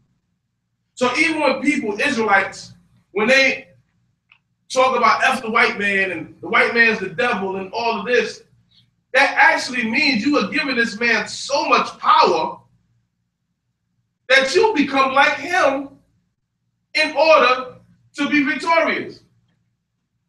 Now people are like, oh, black people can't be racist, they can't be this, they can't be that. Well, let me tell you this. Have you ever seen a neo-Nazi meeting? It looked like a Hebrew Israelite Sabbath meeting. They're saying the same exact thing. God made us far more superior, and they're going to bow down, and they're going to come to us, and the nigger's going to bow. And they're like, yeah, teach. I'm telling you, please look at a neo-Nazi's teaching, and you be like, damn, that's a Hebrew Israelite camp. But you can't give that man that much power. Only power you can give for the floor is us. Ain't nobody that smarter than us. It's our mistake. It's our mistake. Because in truth, guess what? And you read this in the next PARASHAT is Pinchas. And in the Bible, in English, his name is Phinehas. He tries to curse his people. Balaam tries to curse the people. But he says, I can't curse them. He tells Balak that. Balak is upset. He's pissed off. But you know what he tells him to do? Send some women in there. Send some women. I can't curse them, but what you can do is they can curse themselves. Send them some nice looking women. Throw them in, and then Midianite women come in like, you know, they got them bees on. You're like, oh, yeah, yeah. They come in surrounding the Israelite brothers. Israelites drop their wife, put you aside. Hey, baby, go in there and cook me something in the tent. The grill's not in the tent. But you go in there and do something, clean up that tent. Hey, sister, what's your name? Midiana. Midiana the Midianite. They didn't tell you. They're just using you. COINTELPRO is used. They use of women all the time. Men satisfy their ego through women. So in it, he tells them, I can't curse them, but you can make them curse themselves. Don't give nobody that much power over you. The white man, the devil, meaning that he's damn near equal in power in your mind with God. He's this monster. No. He's a pet that we let get out of control. That's all he is. We educated them to beat us up because we forgot about each other. How many times do we fight against each other? We don't believe in each other. We easily give up on one another. Let something that happened at the camp where you don't agree with it. You don't come back. And you don't even say why you don't come back. And then people don't even know. And then you got to hear from somebody else why they don't. That's not. You can say zealousness with God. Oh, I don't think that they're righteous. So that's not that. That's ungodliness in your DNA. Yeah. You're okay, but you're manipulating behind the scenes and behind the walls to tear down what movement is of God. And that's the thing that we have to think about. We have to be better with ourselves. Next slide. We can test ourselves on this, and this is a test that I want y'all to think about. And I want us to think about it hard. Robert Moore often challenges his audience to ask them this question. When was the last time you walked across a room and told a person, especially a young person or a person whose talents dwarf yours, that you admire her, that you admire what she's doing, that her gifts enrich your life, and that you are happy that her path had crossed yours? When the last time we do that? When did we do that? Now, there are some people that do that again. Yeah. But when's the last time? And if you're the person that says, I haven't done that in a long time, then that means that you're actually battling some resentment issues. Because how many times you were critical against a person? You always have critical conversations about that. That person ain't no good, man. Don't get me started with that person. Oh, this and that. When is you tell a person about their goodness and how you are happy that they're in your lives and how much they have done for you and how much they're inspiration? The reason why some of the brothers that I have with me is because I am admiring them.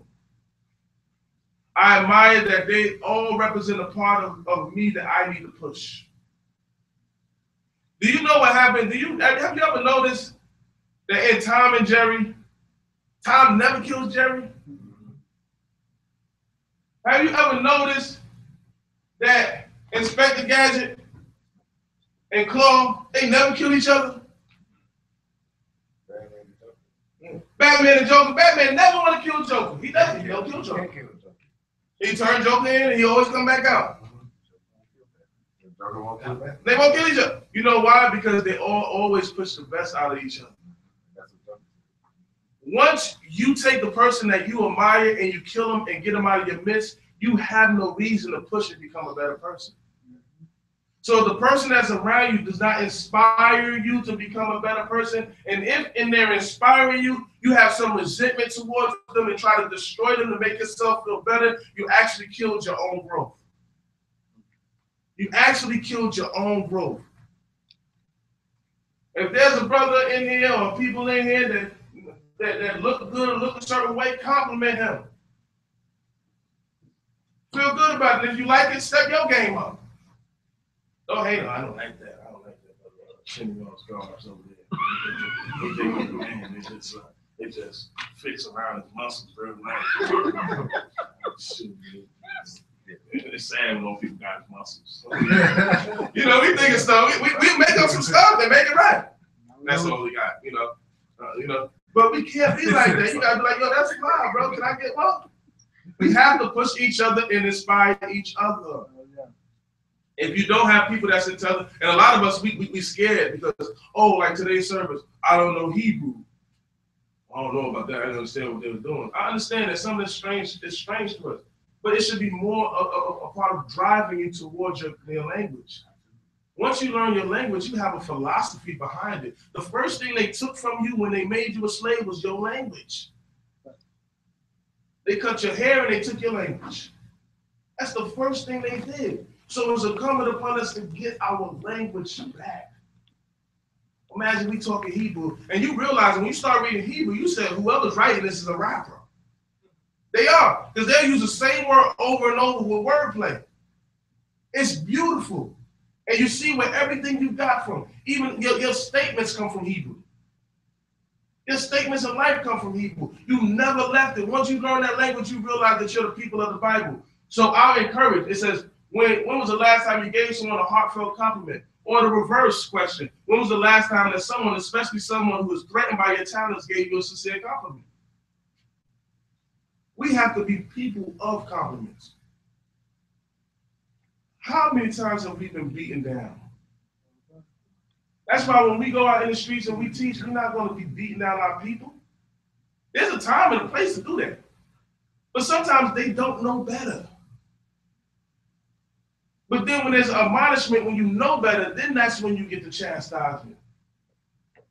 But we should be a people that when you come here, we make each other feel good, right? How you doing? Oh, you look beautiful, sister. Oh, thank you, thank you. Make each other feel good in this world. And then we started out this lesson, right? And we started out with them fearing us and fearing what we could become and who we would be. And this is no different than the Bible. Because in Exodus 1:10 and in 22 of Numbers, it tells you about the fear of God's people. They fear you, so they take crafty counsel to keep you down. If you find it easy to give up on your nation, your congregation, then you're playing right into the oppressor's hands. Next slide. J. Edgar Hoover, COINTELPRO. One of his goals, the second goal on the list, was to prevent the rise of a Messiah who could unify and electrify a militant black nationalist movement. Okay. They fear a black Messiah? Hoover was scared of a Messiah? What does that mean? When you say Messiah, that means you automatically give credence to the Bible and saying that the blacks are the people of the Bible, and you're scared that the Messiah is going to come from them. So they're telling you their own fear. Hoover. What did Hoover do? He did the same thing Aleister Crowley did. Had sex with men, women. They were all lewd. They were all occultists. They were all demonic. And they were all trying to hold you back. So when you don't believe that your nation, I get tired of people, I'm tired of Hebrews. I'm no longer Hebrew. I'm this and that. Well, I bet you wake up now that all the rappers are waking up. You feel stupid now, huh? But now I'm tired of what this is, what this is. But the world know what you are. They know who you are. They know you the children of Israel. I'm not going to keep on beating up my people. We've been through a lot. But guess what? If Balaam could look on the top of that mountains and see Israel bickering, but he says that they are blessed and they're beautiful, and he sees something in you, then I and every person in here better see the beauty inside of our nation, because God sees the beauty inside of you. Even when you acting bad, he knows that you're righteous enough and you're great enough to be the greatest people on the planet. All praises, all honor, all glory to the supreme intellect of the universe. Y'all out for this time we got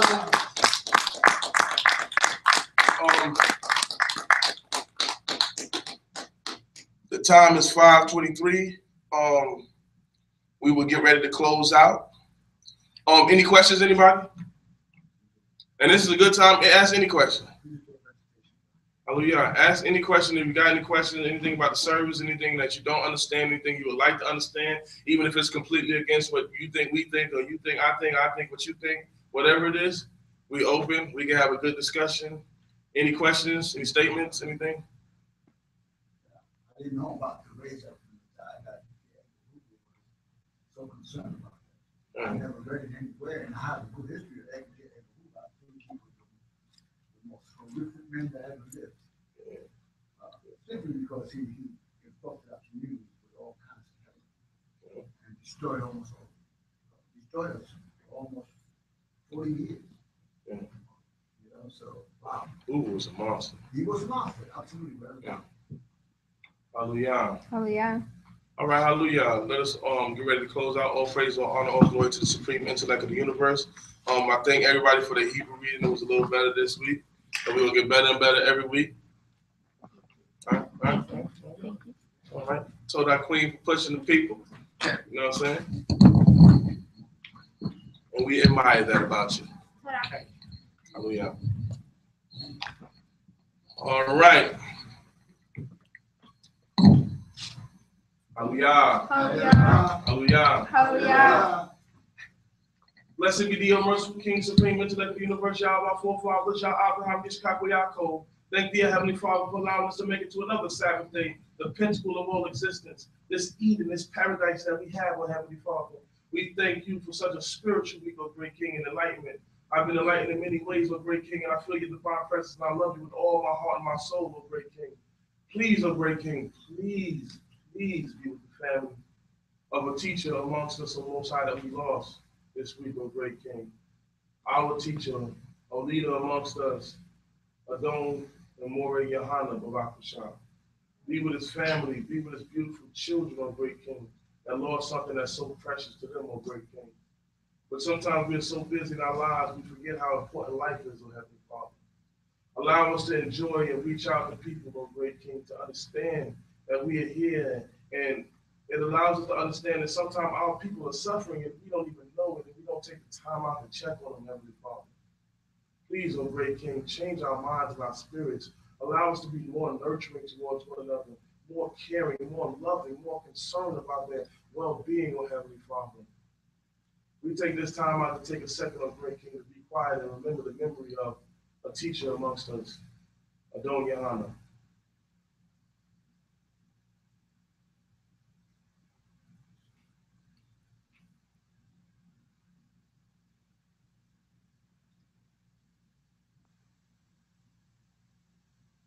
Hallelujah.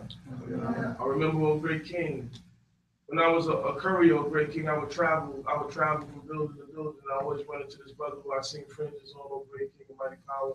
And we would always have conversations about the scriptures. And then years, and almost 7 to 8 years later, oh great King, you blessed me to worship with this brother, oh Heavenly Father. For his memories will never be lost, and his purpose and his value, oh great King, will never be forgotten. Thank you, O Most High, for allowing us to take the time on this Sabbath day to remember a fallen soldier, O great King. Please allow us to be so near and close to each other in our new community that we know that they're sick amongst us and we take care of them. That we have the ability to take care of the elders, O great King. And we can love and be strong in what we're doing, O Heavenly Father. Forgive us, O great and mighty King. For there is no power like unto thee. And we thank you for this Sabbath day.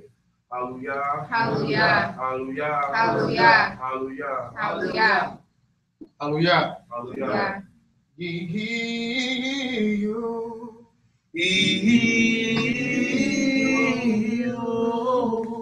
Let us song. Let us song. In the field. In the way on. way on.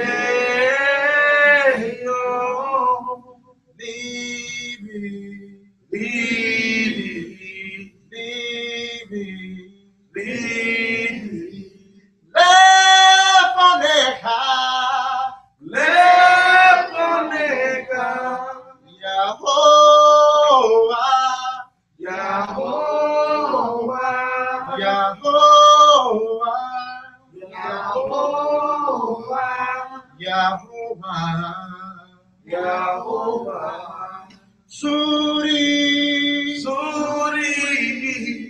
we're Wegoli, Shema, Yisrael, Yahovah, Eloheinu, Yahovah, Ehad. Kevo, Magudo, Lehon, Maye. Hear, O Israel, the Most High power, the Most High is one. And blessed be the name of his glorious kingdom forever and ever. Weko Yisraelu. Amen. Hallelujah. Hallelujah. Hallelujah. Hallelujah. We pay homage. We pay homage To the power of Abraham. to the power of To Abraham, the power of Yitzchak. to the power of Yitzchak, And to the power of Yisrael. to the power of Israel. Hallelujah. Hallelujah. Hallelujah. Hallelujah. Hallelujah. Hallelujah. Praise the mighty Yah. Praise the mighty Yah. Amen. Amen. Wo Shema Yisrael, Yahovah Eloheinu, Yahovah Eloheinu, Yahovah Eloheinu, Wo Shema Yisrael, Yahovah Eloheinu, Eloheinu, Yahovah Hallelujah,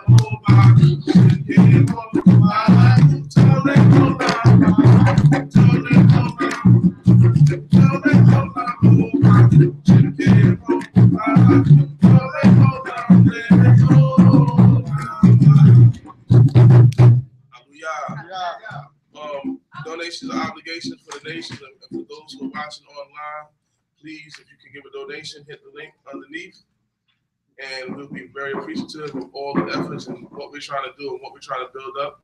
And if you want to know more about the land building project, either inbox us and we can get back to you and answer all the questions. But we have purchased land. We will be moving on to the community the next couple of months.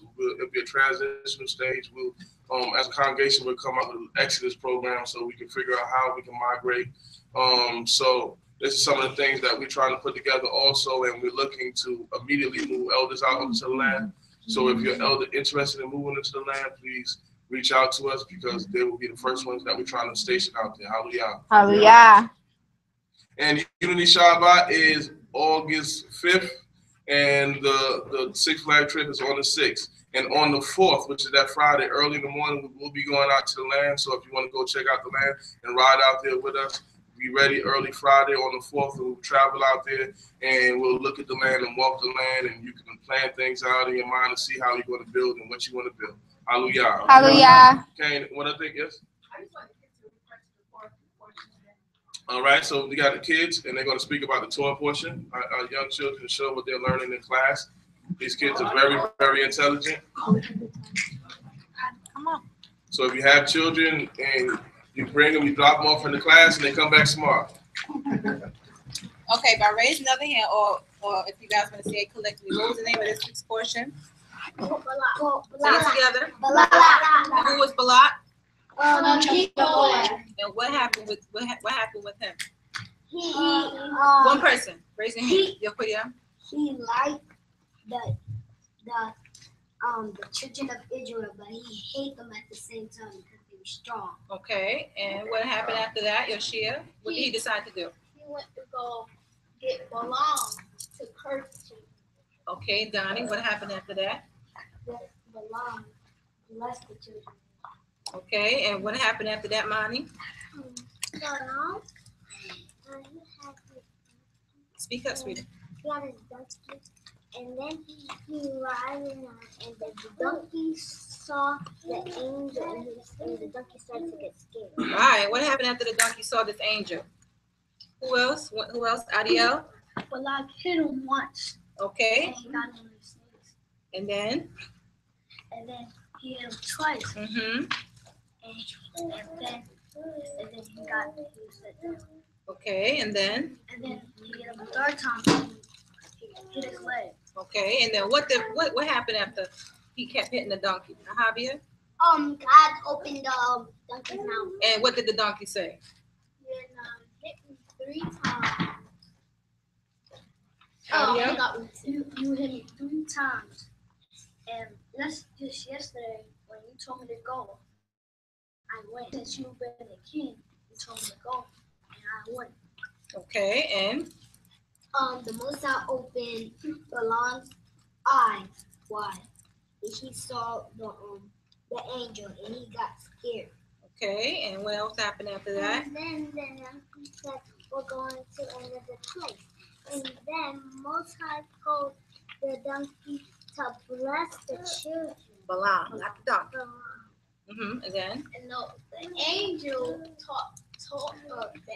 told Balaam, don't curse the children of Israel, bless them.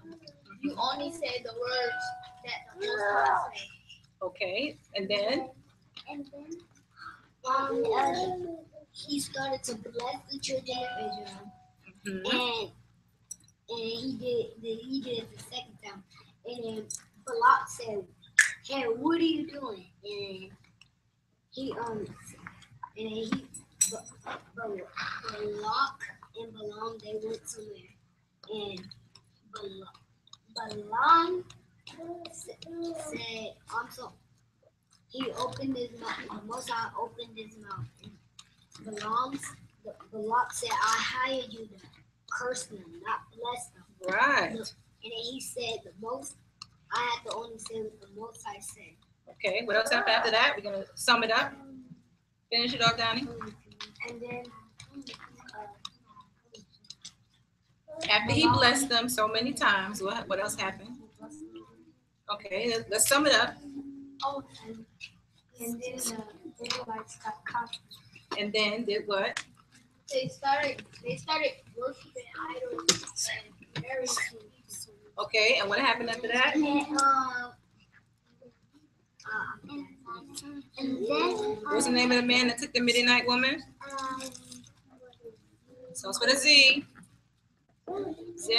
Zimri. And then Javi, what happened to Zimri and the Midianite woman?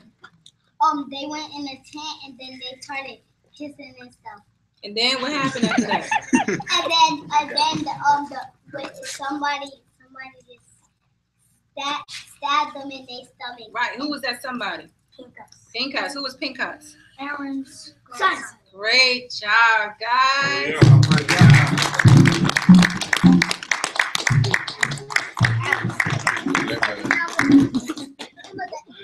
Hallelujah. Hallelujah. We done for the day. Hallelujah.